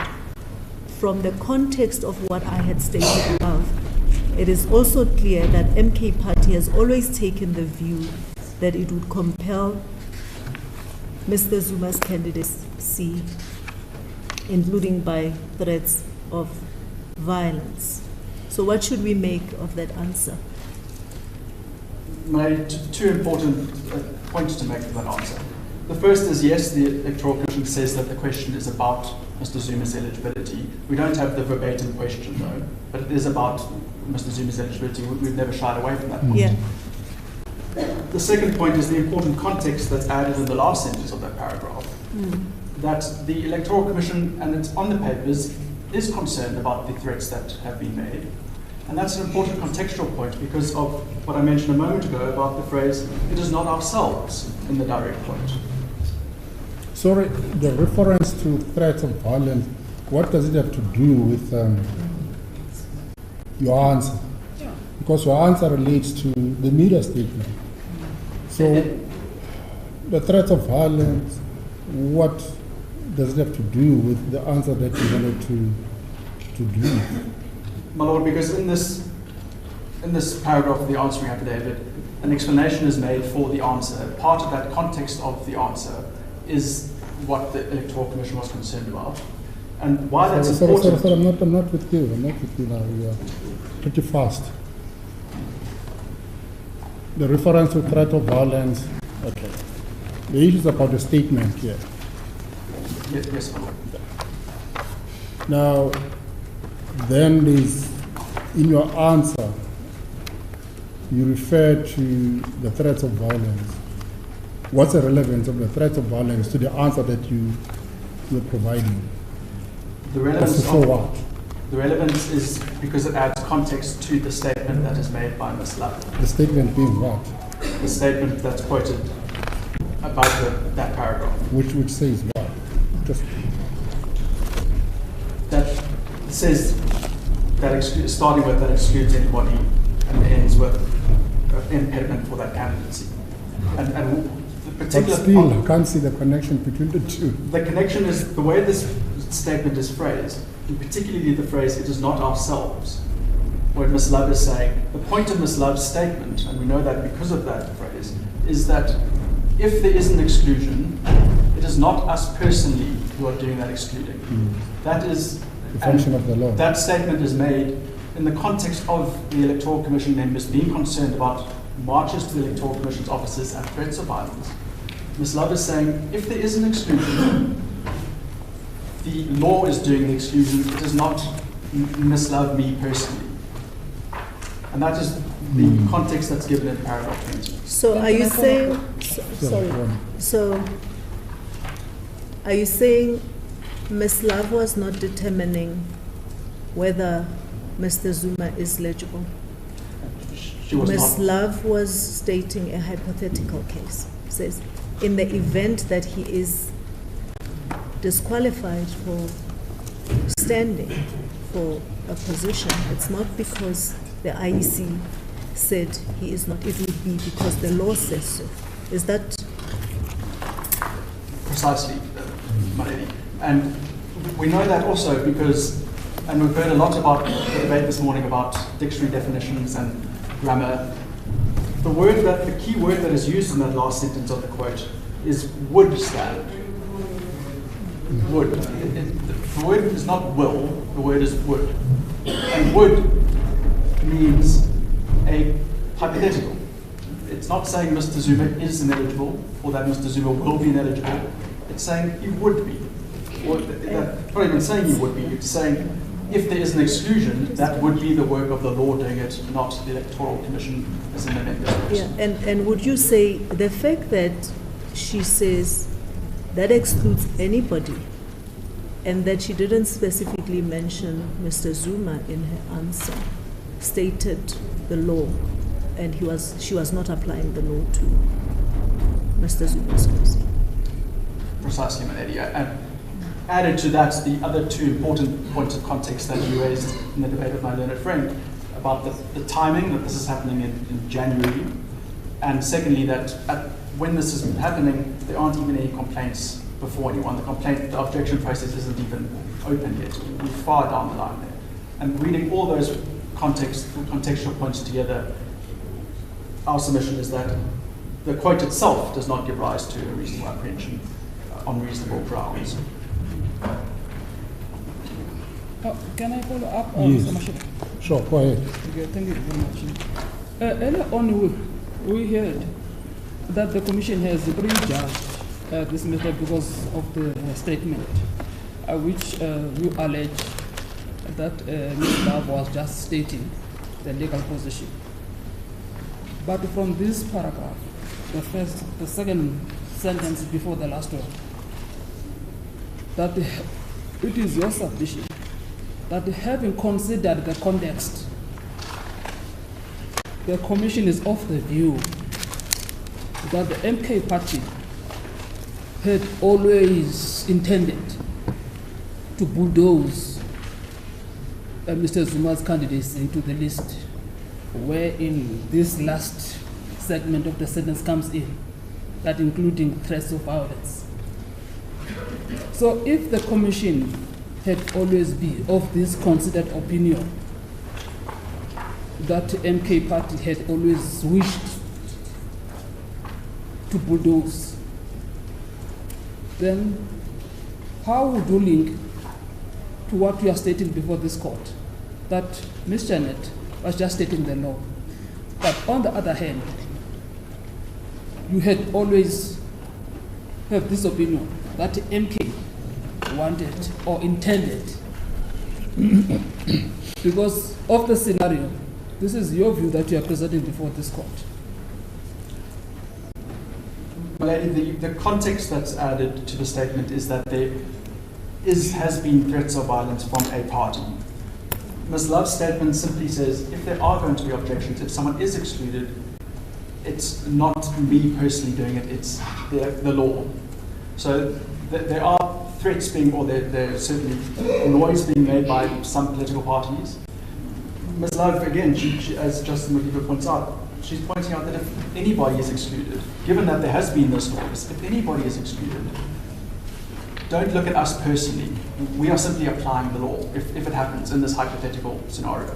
If there would be an exclusion, it's not ourselves doing it, it's the law that's doing it. It's not specific to the MK party. The fact that the MK party was the noise that was being reported and was perhaps more prevalent than any other noise made by political parties does not mean that there was a prejudging of this particular issue, which was an hypothetical at best at that point in January, before objections had even started.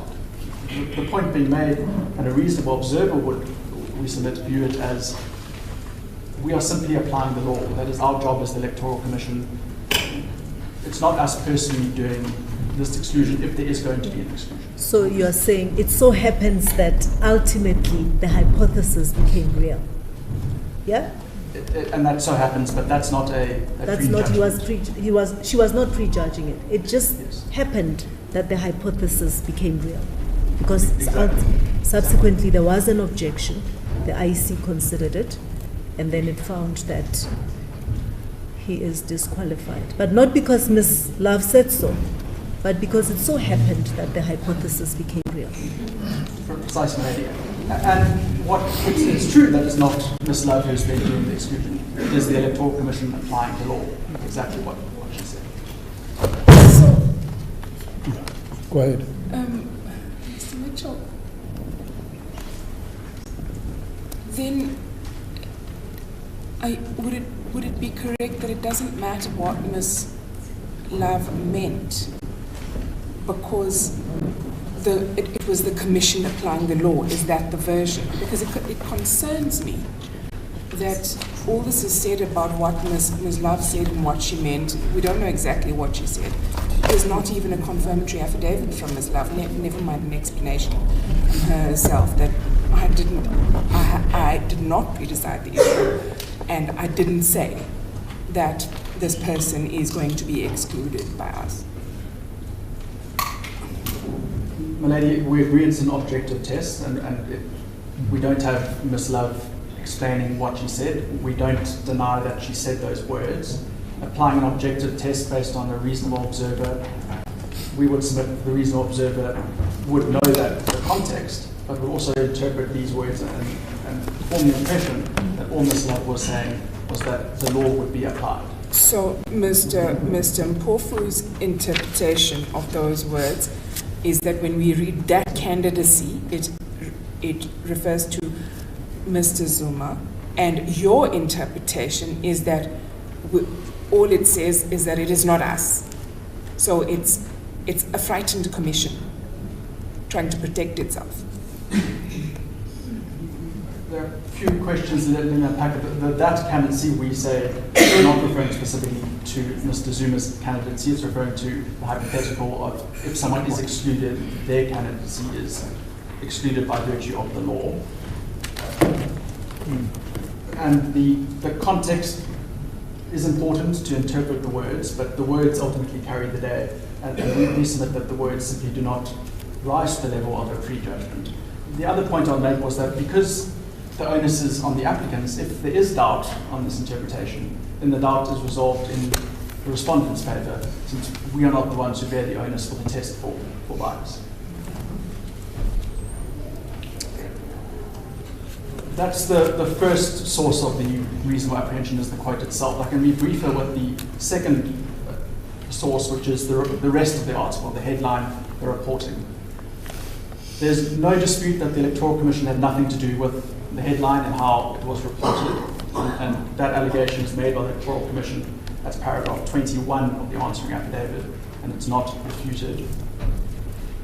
That means the applicant's argument becomes something like bias by omission, that the Electoral Court did not take active steps to correct the reporting and the headline. And there are two problems with that theory of bias. The first is that that type of bias is not alleged squarely in the grounds of appeal. And it's not even alleged that the Electoral Commission knew about this article at any time. The grounds of appeal deal with this allegation in paragraphs 11 to 14 on pages 16 and 17. And the allegation is not made, for example, that the next day we drew this to your attention and you did nothing about it. And that leads to the second problem, that there is, as far as we are aware, no duty on a decision maker to roam media reports and correct what is said. The allegation must stand or fall on what the words used were, and I've explained to you why we said that that does not rise to a reasonable apprehension of bias that a reasonable person would hold.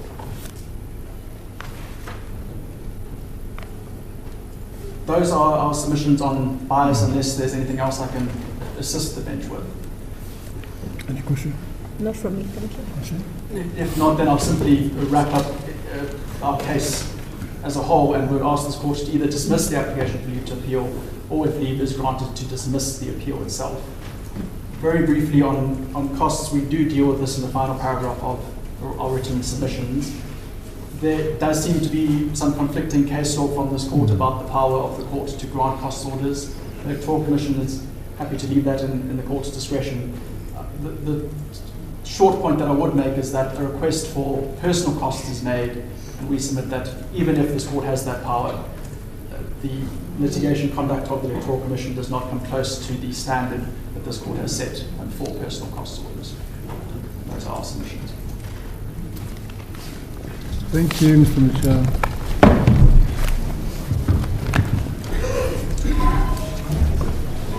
Yes, Mr. Mpofu, you've had a debate between Mr. Ndluka and the court. Yes.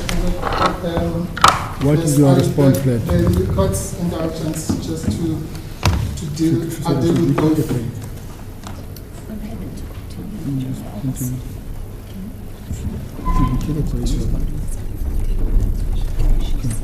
Okay.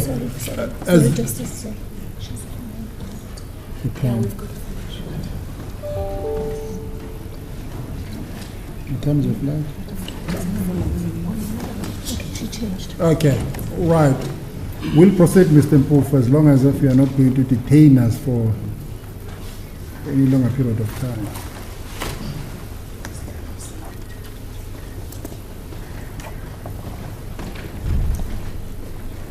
If the court can just bear with me. Sure.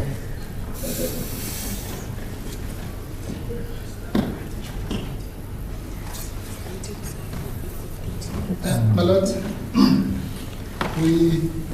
I think it will be opportune to deal with this issue of Mr. Mitchell, just to get it out of the way. The bias issue. Yes. My Lord, this is what we call a dog's breakfast. They say,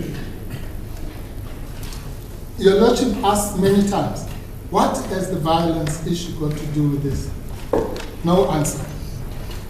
The reason there's no answer, my lord, goes to the question of the conduct of the IEC and why it should be marketed with punitive costs and to the extent necessary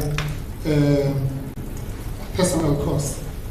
It is not the duty of an independent body to come here and change the case as it goes along, all the things that Mr. Ngokaitobi was saying here and Mr. Mitchell now. The reason, my lord, is if you go to page 233. Pleadings bundle? Pleadings bundle, my lady. If you go there, you'll see the reason why Mr. Mitchell is struggling with this. It's because on their own version, when they introduced the so-called violence thing, which is really unfounded, my lady, my lord and my lady, they themselves say, this is false. On 13th March 2024, the MK Party youth leader, Mr. Bongosi Kanyele, announced the official MK Party presidential candidate and explained and so on and on. That's the so-called violent threats of Mr. Kanyele, which are now being visited for some reason on Mr. Zuma. But Mr. Mitchell tells this court, standing here as counsel, that when Ms. Love was talking in January, she was influenced by what Mr. Kanyele was going to say in March. Really? You know, the real issue is that these are gratuitous submissions which are made to tarnish the good name of Mr. Zuma and the MK Party for no reason. That's all. So let's put that aside. Then he tells us that the statement which was made was general statement of the law. Her ladyship points her to their own paragraph 20 of the answer. It's not us. They say the question was about Mr. Zuma. They say themselves. Please give me the page number again. 20. Paragraph That's 20 paragraph. I need the page number. I'll get the page number just now, my lady. Page 236. Thank you. So there's a clear admission, which is what Presiding Judge Justice Zondi was saying. We know what the question was about. So when she says that candidacy, she's not talking about theoretically. It's the one that was, if the question was about Mr. Mitchell, then she says, no, there'll be a problem with that candidacy.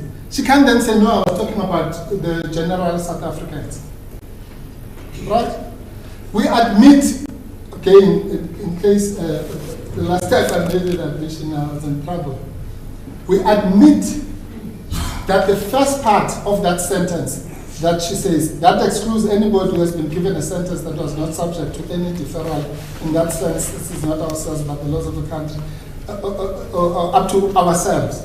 That first part was obviously a general statement of the law. And that's what Justice Mudiba was asking from my learned friend. Which is which? And her answer correctly was both. Because that first part deals generally. But then once she says, but it is not ourselves, but the laws of that country that would stand as an impediment for that candidacy.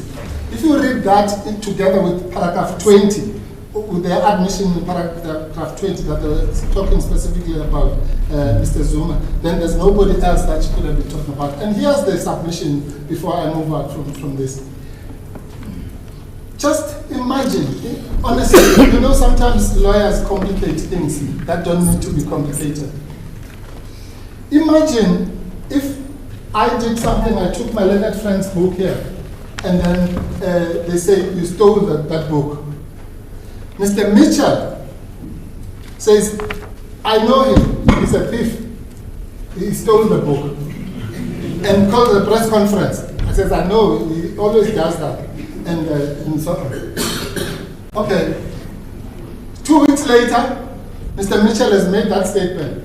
Then I'm told I have to face a disciplinary hearing for the theft of the book. And I'm told, who's the chairperson? Mr. Mitchell. The one who said, that thief, we're going to catch him. I mean, honestly, how can you, that's what the principle Nemo, Udex, and all those Latin terms are all about. You cannot be a judge in a matter which you have already prejudged. That statement was made by Justice Shaw at JP, and it has been often quoted in our books in Hamata. I'm sorry, I'll find it.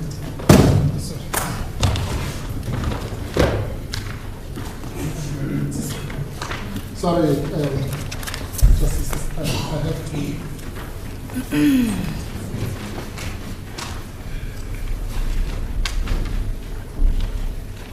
In Hamata versus Chairperson Peninsula Technical and Internal Disciplinary Committee, just the example I was making, Kloppe JP said, no one can fairly decide a case before him if he has already prejudged it.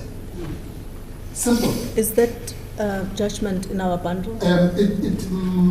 No, it's certainly not in ours, but it's cited in our heads. I can give the citation. Give me just the name, if it's cited. Yes, it's Hamata, H-A-M-A-T-A. H-A-M-A-T-A, my lady, versus Chairperson Peninsula Technical and Internal Disciplinary Committee.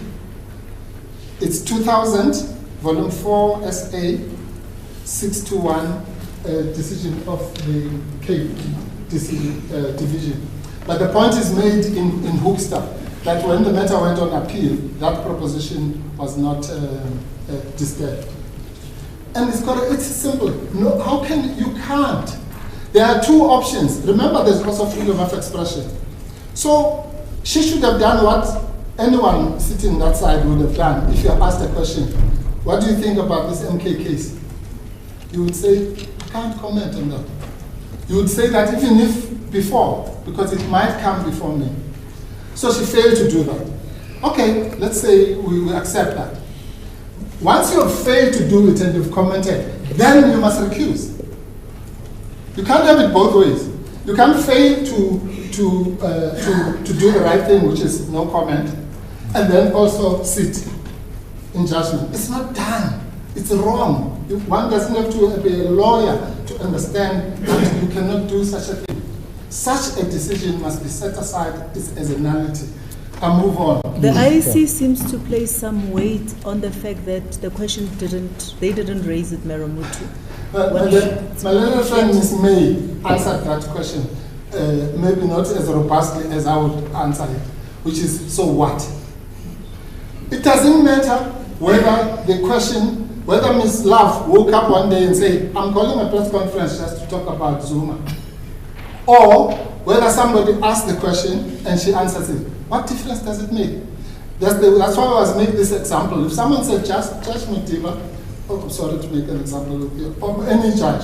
If someone said, Judge X, what do you think about AKA's murder? And that judge, he says, I think they're guilty, and all that. And then 2 weeks later, we hear that it's that judge who's sitting in the matter. It doesn't matter that he was answering a question. He should not have, that's why I'm saying he should not have answered the question in the first place, but put that aside. But once he has, then he would have to recuse himself. That's all. Sure. So the question thing is just a red herring. Anyway, let's move. Let's move to the next point. I think that we have answered that point exhaustively. Yes, the bias point. Let's go to Mr. Nukaito. Sorry, Mr. Mhofu. If we find there's merit in the bias point, we still have to determine the main issue, do we not? No. You can't, the main issue is. But then does the objection get remitted? No. This is not a review, it's an appeal. Yeah, so we still have to decide. Well, there's still an objection to be decided. No, there's no objection to the objection has been decided.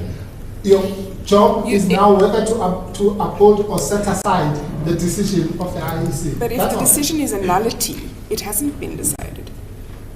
Well, if it's a nullity, well, it hasn't been decided, but the time for it, in terms of section 33 and 32, it cannot be decided beyond the 27th of the 28th of March, in terms of the election timetable. So it has been decided. It's not that it's gone with the wind. Now, and I'm glad you asked that question, my lady, because it's important to make that distinction that this is an appeal, not a review. But let's go to Mr. Ngatobe. I'm sorry that he's not here. Which point are we dealing with now? Section 47 point?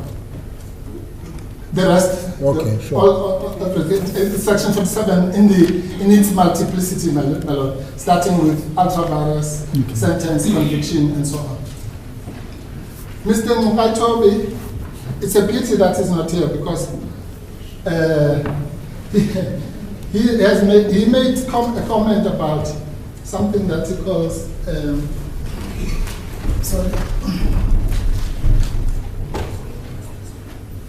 fundamentally misguided. Well, if you take away the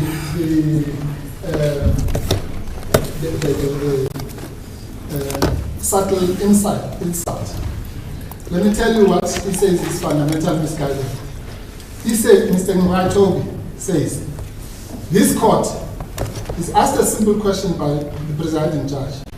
What are we to make of section 19 vis-a-vis section 47? And he gives the most incorrect and I don't even know how to describe it, answer. He says, no, you can't do that because it's all in the Constitution. It's fundamentally misguided to try and pit a section of the Constitution against another. Well, it's clear that Mr. Ngatobe has never heard of section 39(2) of the Constitution. That Constitution makes it clear which of the two things must prevail. That's the answer to your question, Justice Sondi. A section in the Bill of Rights cannot be ranked in the same status as a section in the rest of the Constitution. That's Law 101AAA. So to say that, no, you are pitting the two, that's why all these cases have been saying Section 19 is the foundation of our democracy, because it's in the Bill of Rights. So there's something called the hierarchy of laws, and it's here, but I don't have time. The court strikes this proposition. The hierarchy goes like this. It's the Constitution, obviously, legislation, and then it's delegated legislation. But in the Constitution, the hierarchy is that the Bill of Rights, that's why it's called fundamental rights, is the, Mr. Ngatobe talks about Section 36. You can't apply Section 36 to Section 47. Section 36 is only applied to the Bill of Rights, Section 19. So if anyone, I'll tell him tomorrow when I see him, who is fundamentally misguided, it is him. And so you can't, it's not like you are doing, it's not a battle of equals. Section 19 is the be all. Well, Mr. Mitchell would convey a message to him. Let yes, us be waiting for him. Yes, I'll call him. I'm probably going to see him later. So that's the wrong answer. Then he's asked another question, simple question, for half an hour, I think 40 minutes. I was counting. He's asked a simple question: when did the sentence expire? When was it completed? No, it was never completed. No, it was completed when it was 3 months. And we got like every version you can think of. No, there are two answers. It was that day or this day or whatever. The answer that you are looking for those minutes is it comes from Dr. remember, Justice Yakub has just reminded us. After all, we're here because of an appeal to what? Objection. The answer to the question that this court has been grappling with is provided by none other than our Dr. Matsapula, the real person who brought us here. He says in paragraph 6, you'll find that at 247. His objection starts at 247 of the pleading party. His objection starts at 246. So we have the IEC now taking up the fight, fighting a bigger fight, and going to war for this person's objection and exaggerating the objection by giving us multiple dates of completion. When the real objector gives us the answer, here it is. Mr. Zuma, Mr. J.G. Zuma, paragraph 6. Mr. J.G. Zuma completed his sentence when he was released from prison on 11 August 2024, following a special remission of sentence in terms of 84(2)J of the Constitution for certain categories of certain offenders. Proclamation is in order. That's all Mr. Mukhatib should have said. It would have taken him half a second, not 40 minutes, to say the answer to that, because we are just an independent body. Here's the objector, tells us when the thing was completed. And the objector knows that there's a remission. And, but we are told that all sorts of gymnastics about whether is it reduced. And, well, if it's reduced, the question comes again from... But sorry. I'm sorry. Yes. There might be something that we're missing here. Yes. But what about if that statement is a statement of law and it doesn't reflect the correct legal position? The statement in the objection. That statement in paragraph 6, if it's an expression, if it's a statement of law, no, it's not a statement then a of statement law. of fact. It's a statement of law. Because it's about his understanding about how the law applies. It's a statement that embodies legal conclusions. No. My Lord, I'm just putting this so that you can deal with it. No, it's a valid question. Yes. There are two answers to it. One is that the one is the one that what I'm saying we do, as I stand here, I don't know when Mr. Mukhatib says the issue was completed. He was asked a straightforward question, and I'm saying the question is here. He could say I don't agree with Dr. Matsapul if he wanted, or whatever, but I'm saying the originator, the person who brought Mr. Mukhatib to this room, is here saying that it was completed on the 11th. That's the first. The second one, the Lordship is quite correct. If indeed, if Dr. Matsapula said remission doesn't mean anything, of course the court can't be bound by that because that would be a statement of law. But in any event, maybe let's forget about Dr. Matsapula. You can hear it from me. Our version is that the sentence was obviously completed on the 11th of August 2023. There's no other answer. Mr. Mpofu, I want you to look at, because you are referring now to Mr. Matsapola's objection and what he makes, Dr. Matsapola's objection, I beg your pardon, and what he makes of the sentence imposed and the remission, right, the effect of the remission. You've taken us to paragraph 6. Shouldn't we look at it holistically? Shouldn't look at the objection holistically. Go to 7, paragraph 7. It says, I submit therefore that in terms of section 747(1)(e) of the Constitution, Mr. Zuma is not eligible to vote to be a member of the National Assembly in that he was convicted of an offense and sentenced to more than 12 months imprisonment without the option of a fine a period of 5 years after the sentence has been completed. So 5 years from 11 August Yes. 2024 has not lapsed. Yes. No, of course, my lady. Because we don't have time, I'm even prepared. The answer is obviously what Justice Zondo was saying. What his conclusions of law are irrelevant. But let's entertain him.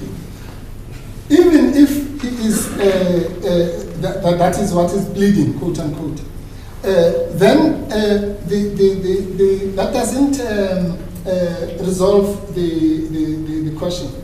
The question is not that 5 years has lapsed, because on any version, everyone knows 5 years has not lapsed. Whether it was completed after 15 months or whatever, that's not the issue. The issue is what was being addressed in the case of Freedom Front Plus versus Winnie Mandela. That's what the professor was raising, Mr. Ngatobi, which he did not answer. Paragraph 15 of that judgment is very clear. The gist of that judgment is this. Is the point that was being grappled with Mr. Ngatobi. You cannot, if you say in a sentence, one of his versions was that it's still not been completed. And until one of the judges made it clear, then that means he will never be exempted, because he's continuing forever. Forever, amen. Yes. Now, and this is what the court said, Mtiana J.A. in that matter. For the above reasons, the second respondent is not disqualified from standing as a candidate for the election of 22 April 2009. As she was not sentenced to an effective term of imprisonment capable of being completed within the meaning of Section 47(1)(e). That's the gist of this thing. That's the judgment of Freedom Front Plus versus African National Congress and Winnie Mandela. Citation? In Matikzal Mandela. It's in their bundle at page. Hey, thank you. I'm indebted to my friend. Freedom Front Plus versus ANC, bold 2009 square bracket, ZAEC 4, 31 March 2009, and this is it number 5. It's judgment number 5 of their panel. Now. That judgment is very short, it's about 3 or 4 pages, but I commend it because it deals extensively with this question of the completion. Because that's what purposive Endumeni asked us to do. Look at the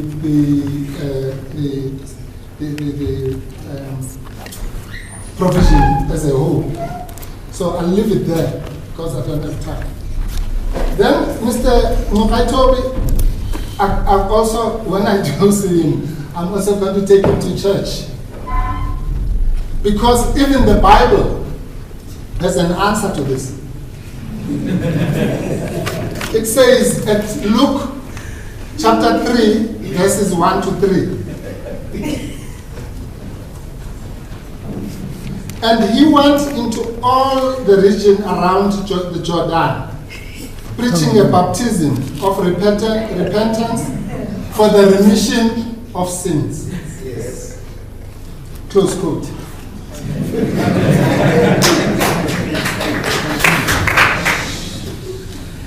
The remission of sins. Now, according to Mr. Ngatobi, Jesus Christ can remit your sins, but it's not completed. But Mr. It will be completed when the judgment comes. The point of the matter is the point that was made by one of the judges, I can't remember, that the synonyms for remission are forgiveness, which is the biblical one, cancellation, extinguishing, set aside, and so on. And the legal effect, we're not interested of linguistic tricks here. What is the legal effect of a remission? It is clear from Smith's case is to reduce, in that case, a sentence which was 18 years to a sentence of 16 years. Simple. Paragraph 66 of Smith. But what Mr. Ndugai told me, Mr. Mpofu's point is that the remission doesn't change the fact that there was conviction in the sentence. Yes. Because that was imposed Originally. by the court. Yes. And the president and executive, it's about separation of powers. And the executive cannot change what the judiciary has done. No. My Lord, that is totally misguided. Wow. I'll tell you again, times 2. Why? Because the reason, you know, my Lord, your Lordship must go into the literature about the so-called prerogative. I'm one of the people, by the way, in that debate who is totally against anything called the prerogative. Because the prerogative is the royal prerogative, which comes from our colonial past, that the Queen is the only second to God, and therefore they can do anything. But that's a debate for another day. But the reason why the prerogative is there, my Lord, or is criticized by those who criticize it, including myself, is that the prerogative does exactly what your Lordship is doing. It interferes with a judicial process. That's exactly what it does. That's what is the entire academic debate about it. But those people who defend it say, no, yes, it might do that. It might interfere with the judiciary and, by the way, even the correctional service system. But the president, the person that we have appointed to be above it all, must be given some leeway to do exactly that, to interfere with the judiciary, as long as he's doing it constitutionally. So it becomes a rule of law thing. So if you accept that, now my side of the debate is lost. So as we sit here, the president possesses power to pardon even the grossest serial killer. And if you say to him, why did you do it? He's going to say 84-2J. You can't question me. And so that's why it's important, when I was trying to do it in chief, to read that sentence together, J. It says pardon, reprieve, remit. Those powers are specially carved for the president and taken away even from the minister, exactly because they ostensibly interfere with the judicial. So you can't have it both ways. You can't say the president can interfere with judicial sentences because of the prerogative, but he can't because he's not a judge. That's just like a secular argument that goes nowhere, because that's exactly the very point of him having that power, is to interfere with judicial decisions in exactly the same way that a court of appeal would, in the sense that the outcome, the impact, remember we're looking for purpose. What is the legal impact of this remission? It is to reduce, to deduct, to cancel a portion of the sentence, and it goes away. That's why Mr. Ndugai was constrained in the end when asked the pointed question, okay, this sentence, whichever one you are talking about, when does it expire? He had to say, after all those things, that it expires on the 11th of August. Now, that means we have a situation where we have a sentence that expired on the 11th of August, but after 3 months, but it's a 15-month sentence. What is that? If it's either it was reduced, cancelled, and extinguished, and reduced to what? Which really was the question Justice Kuti was asking. Okay, it's reduced, but to what? It's reduced to a 3-month sentence. And does a 3-month sentence, is it hit by section 47, 1E? No. Mr. Mpofu, I didn't hear him to admit when I was debating with him that the sentence was reduced. What I heard him say was that an earlier date of release was determined, right? As a result of the proclamation, but the difficulty would then be, and that's why he kept changing. It wasn't clear what he was saying really about when would then the sentence be completed? Because he's saying to us, we should work with the sentence that was imposed by the court. Yeah. But section 47 says the disqualification expires 5 years after the sentence is completed. But we know that that sentence was never completed. We know that that sentence was never completed. Then what does that date become? And then he said, no, the date when he was actually released. But we know on that date that sentence was not completed. Yes. No, my lady, I don't blame you. We got so many answers from Mr. Nikaito. But ultimately, my lady, in his defense, since he's not here, ultimately he conceded the point. When your ladyship, remember when your ladyship was telling him about the synonyms? Yes. Then he took us to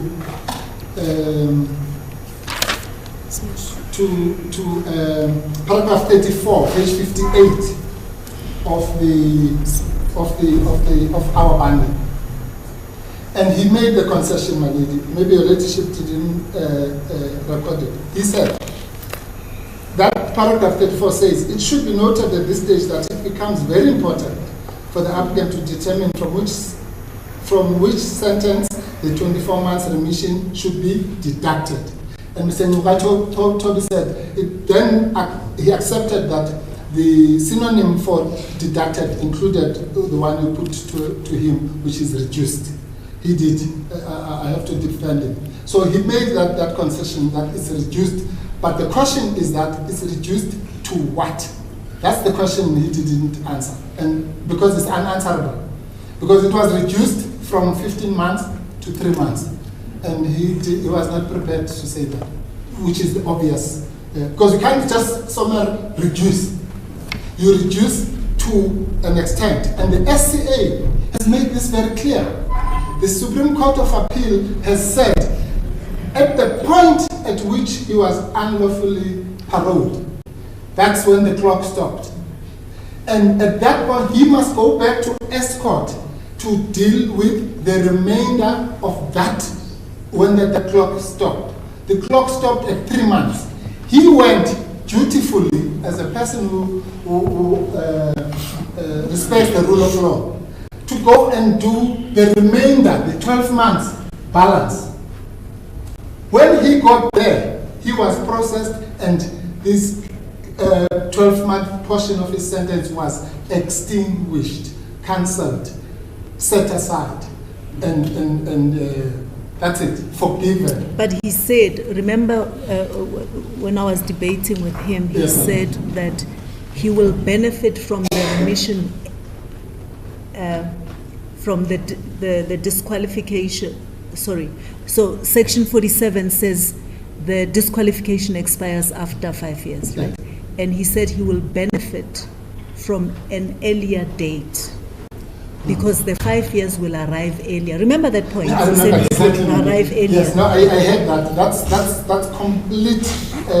That's a misguided. So he says, effectively he says, no, he's not benefiting yet. Yes.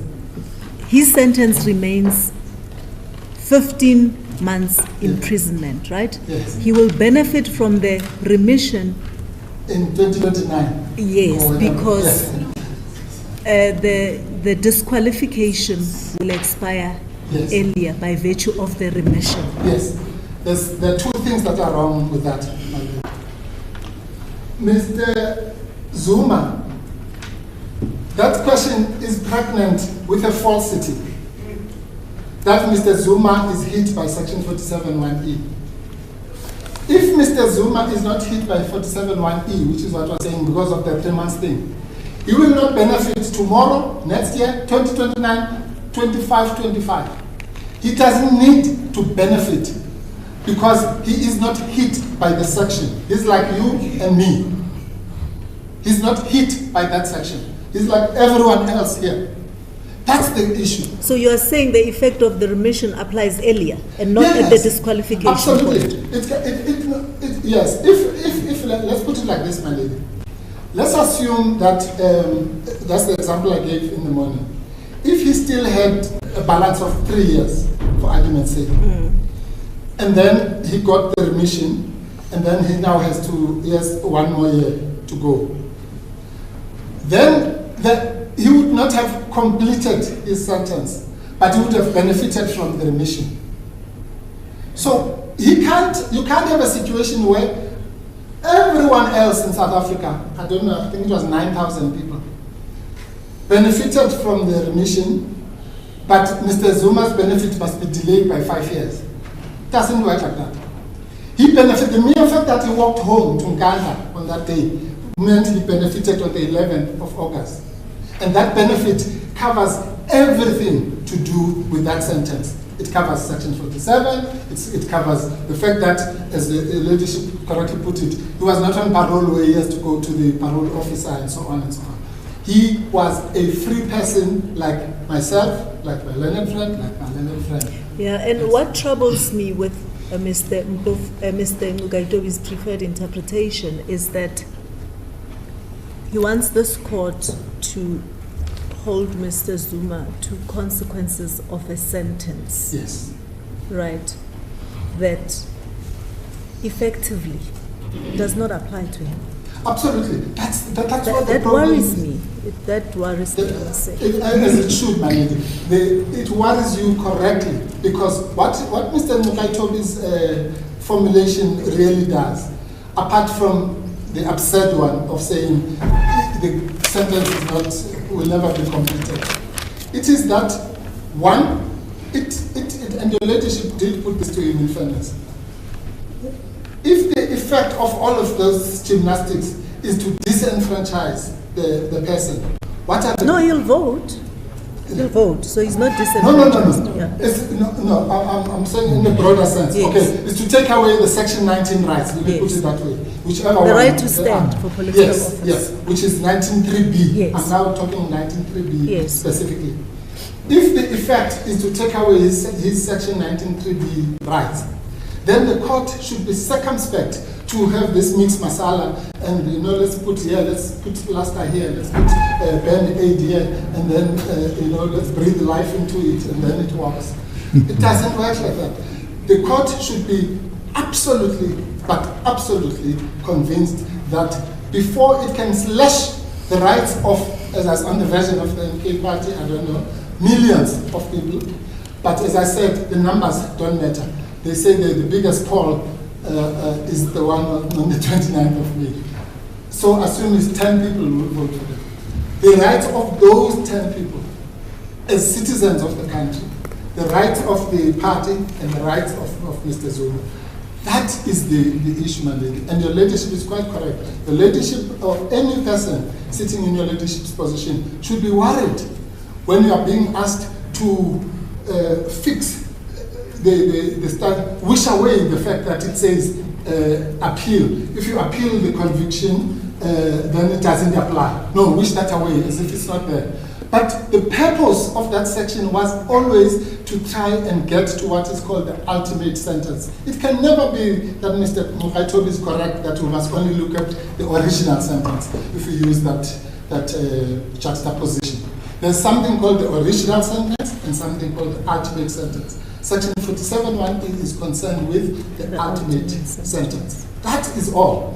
Otherwise, it's true. Of course, Mr. Ngugaitobi is right. I can say that even if someone gets an appeal or a review. I say, yeah, but originally you were sentenced to do, yeah, so what? That doesn't take us anywhere.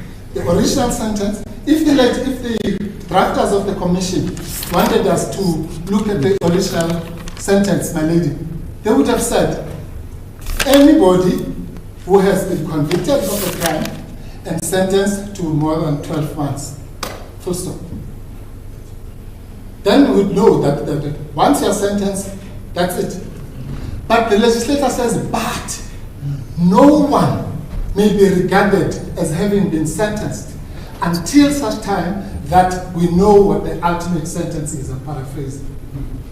That's what they say. They say that in their wisdom. And then they secondly say, even that will expire after 5 years. Mr. Ngugaitobi wants you to not only to rewrite the Constitution, but to wish away its obvious words that are in here. which words are meant to protect citizens, such as Mr. Zuma, from any arbitrary disenfranchisement. And I'm using that word in the broad sense. Sure. So the next point is section 39.2. Well, I'm sure the court is familiar with it, and I'll also WhatsApp it to Mr. Mokaitu.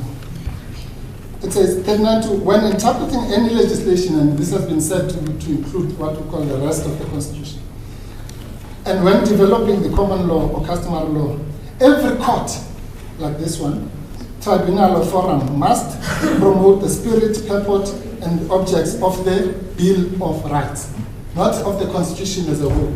So the Bill of Rights is isolated to be the standard by which everything in South Africa must be interpreted. So there's no competition between Section 47 and Section 19. Yeah, or I just want you to clarify this. So Section 39.2 deals with the interpretation of legislation, yes, the development of common law or customary law, right? So Mr. Mukaitobi said we are interpreting two provisions in the Constitution. correct. Of course, one is in the Bill of Rights, and that's Section 18. The other one is not. Yes, It's not in the Bill of that's the point. Rights. And your point is that in that case, the rights in the Bill of Rights still have supremacy. Higher in the ranking, Yeah. in the Okay, all. that's your. So I'm saying what Mr. Mukaitobi says is fundamentally misguided, is actually the most basic law, which is that the Bill of Rights has been elevated, rightfully so. That's why it's called the Bill of Rights. It's the fundamental rights by which we live or die. But All these other things can be amended, but the Bill of Rights is the well, Bible. Mr. Mpofu, isn't the answer in the Constitution itself? It's Section 7 of the Constitution, which 7.2. is the first section of the Bill of Rights. Well, it starts with Section 7.1, which is that it's the cornerstone of democracy in South Africa. Then 7.3, that the rights in the Bill of Rights are subject to the limitations contained or referred to in Section 36, or elsewhere in the bill, not in the Constitution, Absolutely. but in the bill. In the bill. And the other thing is, of course, that amendment of the Constitution is also tiered. Absolutely. And the Bill of Rights and the founding provisions have special protection. Absolutely. So the Bill of Rights obviously, in the Hierarchy. hierarchy, supersedes the rest of the Constitution, Absolutely, other than the Maledi. founding provisions. And to crown it all, Maledi, and that's what, when we talk, that's why I'm saying we have the supremacy of the Constitution, but within that supremacy, the Bill of Rights ranks higher. I couldn't put it better, Maledi. But Section 7.2, Maledi, just to agree with you, makes it plainly clear. It says that the state must respect, protect, promote, and fulfill the rights in the Bill of Rights. So again, the Bill of Rights is isolated from the rest of the Constitution. This is, as I said, Constitutional Law 101. It's really, we shouldn't be 7.3 seems to be relevant as well. It's also, yes, It the one says Section 7. the rights in the Bill of Rights can be limited, but they are subject to the limitations contained in Section 36 or elsewhere in the bill, not elsewhere in the Constitution. Absolutely. And Mr. Mukaitobi told this court that Section 36 would be applied equally to Section 47 and Section 19, which is shocking, to say the least. Okay, So- sorry, Mr. Mpofu. Yes. Then how do you link your Section 8.1 to 8.1 of the Bill of Rights Yes. on the application of the Bill of Rights? Because the Bill of Rights applies to Horizontal. all, yes, Yes. including the executive, the legislature, and the judiciary. Yes. Then how do you link the application of the bill Now, Section 8. with reference to 47.1? Yes. Section 8, Professor, is the bill that produces the horizontality. In Section 8, Section 8.1 and 8.2 deal with the application of the Bill of Rights intersect among the persons, including even juristic persons. In other words, the belief that was there earlier, I remember arguing this so many years here in a matter, we all believed during the days of the interim constitution that the constitution only has for horizontal application. So this section in the final constitution of 1996 was introduced so that it says the Bill of Rights applies to all law, whether it's called the common law, section 47 or whatever, and binds the legislature, the executive and the judiciary and all organs of state. And then 2, a provision of the Bill of Rights binds a natural or a juristic person, and to that extent it is applicable taking into account the nature of the right. So section 8, you are quite correct, Professor Nkam, is the equalizing section that makes those sections applicable even to the IEC, as it were, because in the olden days of hierarchy, they would say, well, we're not really an organ of state, we're an independent. It doesn't matter. All law that the Bill of Rights applies. So Section 19 is the whip by which the entire issue has to be determined. That is why, as I said in the morning, the opening words of Section 47 are taken directly from Section 19. It says every citizen has the right to vote if you have the right to vote and so on, and to be eligible for membership. And then it says except. So it literally, if anything, re-imports Section 19 into So you are reminding us that however we interpret Section 47, we must remember that Mr. Zuma's right to stand for political office is constitutionally protected. Is constitutionally protected. That's correct, my lady. And that proposition, my lady, was repeated recently in the most recent case on Section 19, which is One Movement South Africa NPC versus President of the Republic of South Africa, 2024. 2 is actually last month's law report, the March law report, 2024 bracket 2 SA 148. Paragraph 126 and following, Chief Justice Zondo said the following. As I've said above, this case concerns the right to vote, the right to stand for public office, and the right to free and fair elections. There are at least 3 cases that have come before this court in which this court was called upon to determine whether certain statutory provisions limited or infringed the right to vote. Let me pause there. In other words, whether the Electoral Act can infringe this right. And then he says it was New National Party, Refta, and the DA case. Let me just jump to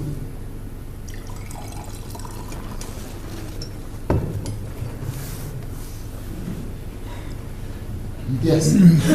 As I have already said, this is the next paragraph. I'm jumping the rest of 126. This case is about every adult citizen's right to vote, every citizen's right to free and fair elections, and the right to stand for public office, and if elected, to hold public office. All of these rights are entrenched, which is the discussion we've just had, in Section 19 of the Constitution. These rights are very important in our constitutional democracy because they are primary pillars of any democracy. This is because without the right to vote, there can be no democracy. The right to vote means nothing if it is exercised in an election that is not free and fair. The right to vote is meaningless unless it is accompanied by a right to stand for public office. So that's the debate we're having, my lady, when you're saying he still has the right to vote. The Constitutional Court says the right to vote is meaningless without the right to stand for public office. That's what I call the Obama clause. You know, the Americans were priding themselves that the son of a Kenyan immigrant can become our president. It's the same here. All of us, prisoner, hated, loved, should be capable of standing for office. That is what we fought for. Not that only those that we like. Every single person must be. By the way, the August case where we started this morning emphasizes that point, because the August case was talking about people even in a worse position than Mr. Zuma can ever be, even on Mr. Toby's exaggerated standards. Well, I think that we've exhausted all the points Yes. now. It was just.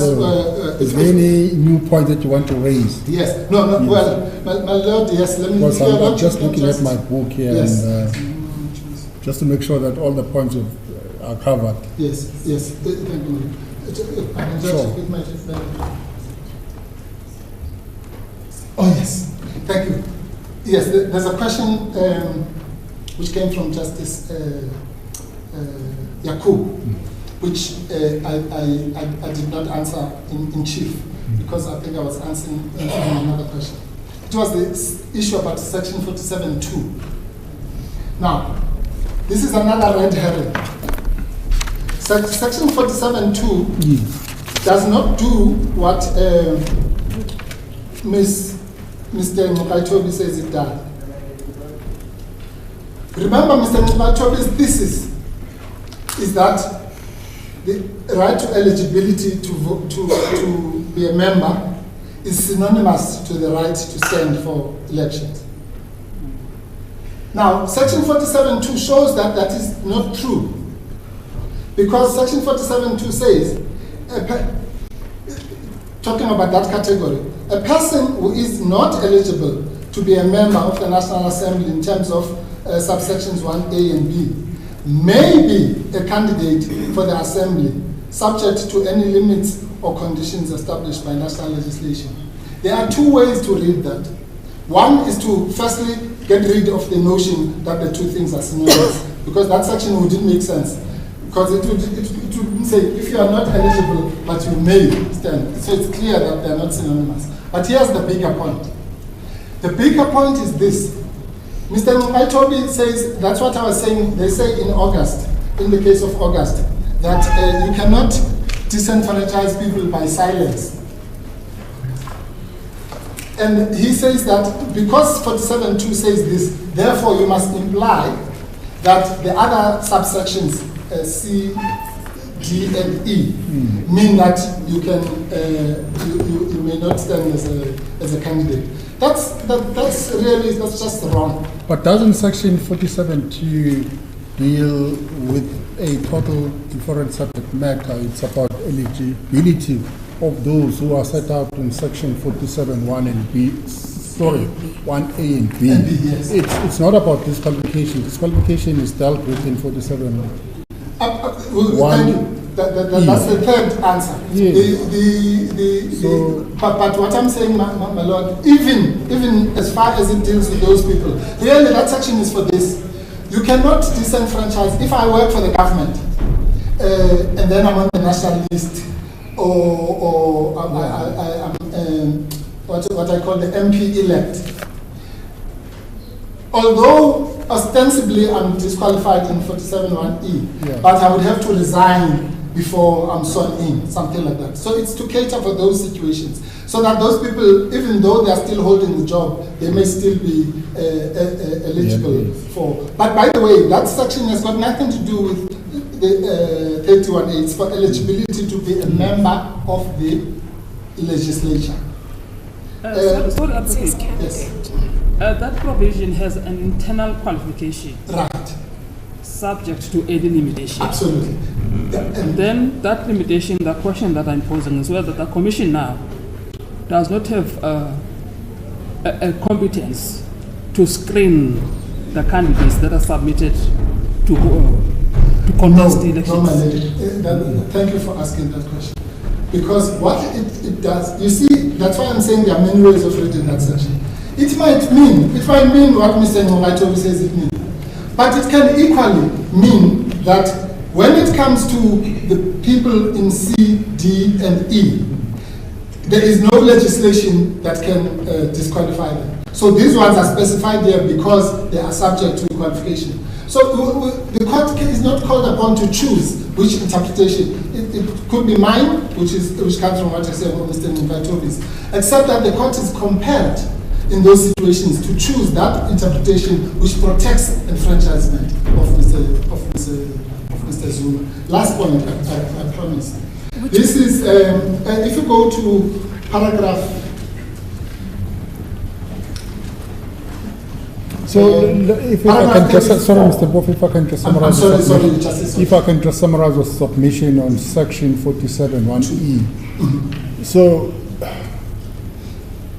is section 47(1)(e) is capable of having different interpretation, but the interpretation that we should choose is the one that is going to uphold the Bill of Rights. Yes. That is section 19 in particular. Section 19. That's it. Okay. Yes. Sure. In other words, whenever there's a doubt, if there's a situation, whether it's about the definition of a conviction, remission of sentence, and so on, and there's a borderline, the court is compelled by all the rules we know to err on the side of not disenfranchising millions of people or whatever the number is.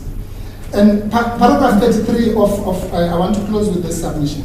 33 of August says, Parliament cannot by its silence, that's the point I was making, deprive any prisoner of the right to vote.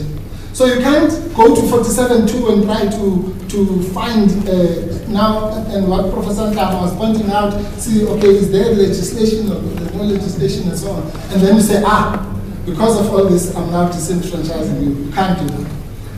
No, in other words, if the drafters wanted to exclude a person in Mr. Zuma's position, they would have just stopped at the word sentence.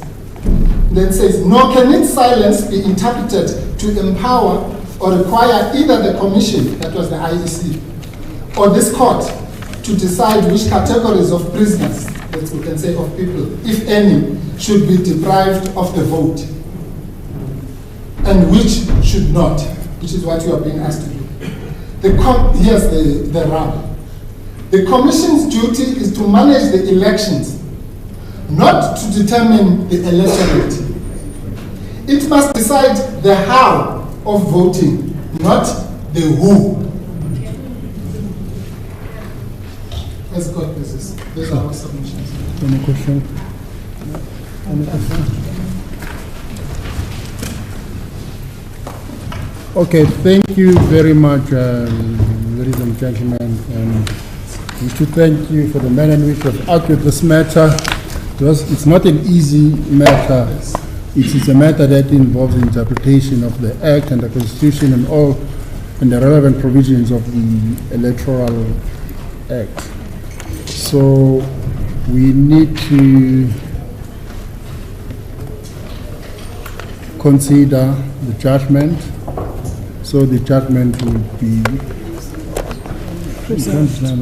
but we need to, in terms of the timetable.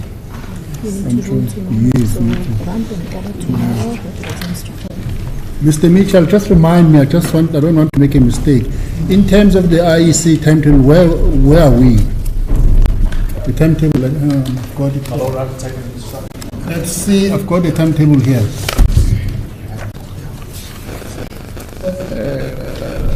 My Lord, maybe I can assist. Yes. Yes. Deciding appeals were in item 16. Electoral Court must consider and decide an appeal brought under section 34 and notify the parties to the appeal and the Chief Electoral Office of the decision in a prescribed manner by the 9th. Today is the 8th. The 8th. That's tomorrow. So that's tomorrow. Yes.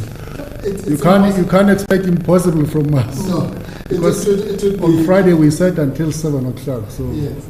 No, Justice, unfortunately, this is a problem that's created by the timetable, by the IEC. Yes. Nobody, what if all the 40 parties had objected or there were objections? There's no way that this court could have just, in 2 days, churned out those. So, in another matter where I'm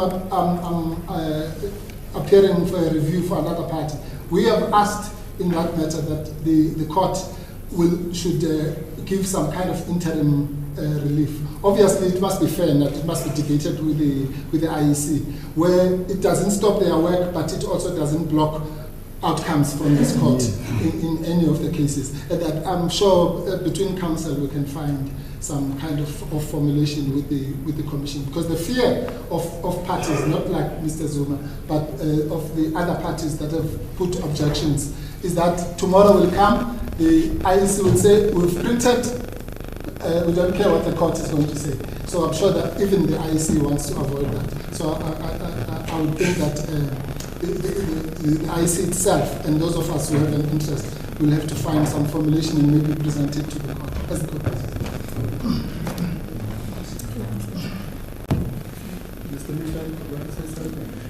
No, my lord, I don't have instructions on any of those proposals. The best I can do is ask my client to write to the other side and write to the court if there is a... I don't have instructions on the point. My lord, it is on the court. Yes, it's binding. Yes, Yeah. on the court it is binding, and that's what's wrong with it. But let's not go there. As matters stand, the Electoral Commission is the only body that can amend that timetable. Yeah, and As far as you are concerned, you are bound. You are right, my lord. yeah, so we are bound by the electoral As we timetable. sit now. We have to give a ruling tomorrow, right? It's Well, that's impossible Yes. to deliver a judgment tomorrow. Maybe an order. What we are considering is handing down an order and deferring the reasons. Yeah? That could be one of the options, but I don't know how that. I don't want to argue another matter in front of you. How that would then affect the other matters where there are appeals or reviews, which also have an impact on the printing of the.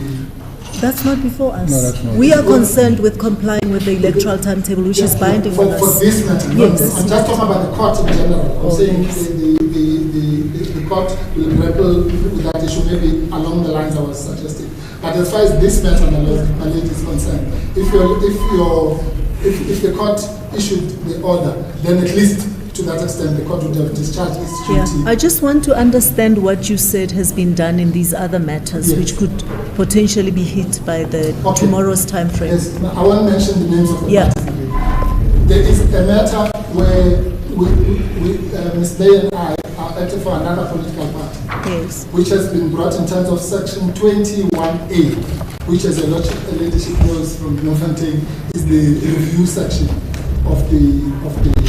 But that matter also concerns the question of the exclusion or not exclusion of people in the ballot box, which is what the timetable is really about. The timetable is about the IEC saying the court must give us this quick decision because we want to start printing Yes. the ballot boxes. Yes. And all I'm saying is that not in the four corners of this case, I think your leadership's solution is applicable. But I'm saying if you look at the election as such, then those matters would also have to be decided, because otherwise it would mean the work of this court is being undermined. Because what if this court finds on Thursday, for argument's sake, that there was a reviewable error in my other matter, and that those But those matters are not before us, Mr. No, I'm Not before this answering court. the question. I'm just Yes, answering okay, the sure, question about what I was saying about the duty that lies on us as counsel Yes. and officers of this court to engage with the IEC in relation to those implications. Justice Modiba has proposed at least for this particular Yes, matter yes. a solution that, as I say, would discharge the Yes. obligations of this court.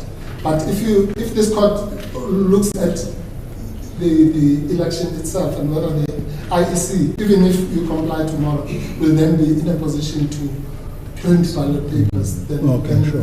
that's another. But those matters are litigated somewhere else, not in the electoral court. Yes, we got directions from this court on Thursday to say that on.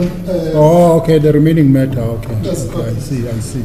But Those that if I came may, after just us. simply, my instruction is that the electoral timetable is a statutory instrument. Justice Modiba is quite correct. Paragraph 16 of the timetable that's published in the Gazette requires with respect to this court to make the decision. So it seems then that the only solution would be Justice Bodiga with respect to your proposal. Is to grant an order, reasons to follow. Let's go. What time tomorrow? 10 o'clock. Sorry? Maybe 2 o'clock. As long as it's tomorrow, anytime.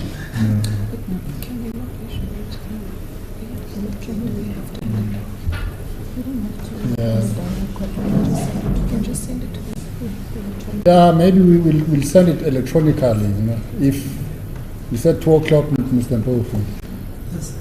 My Lord, of course, if it's sent electronically... But you don't have to be here, Yes. Mr. Mpofu. You can be excused. You've No, got no, juniors. I'm naturally excused, but I'm trying to excuse my juniors as well. If Oh, I it's see. sent electronically, then... That's fine. nobody has That's to fair enough. Drive to... Yes. That's even better. Okay, let's send it Electronically.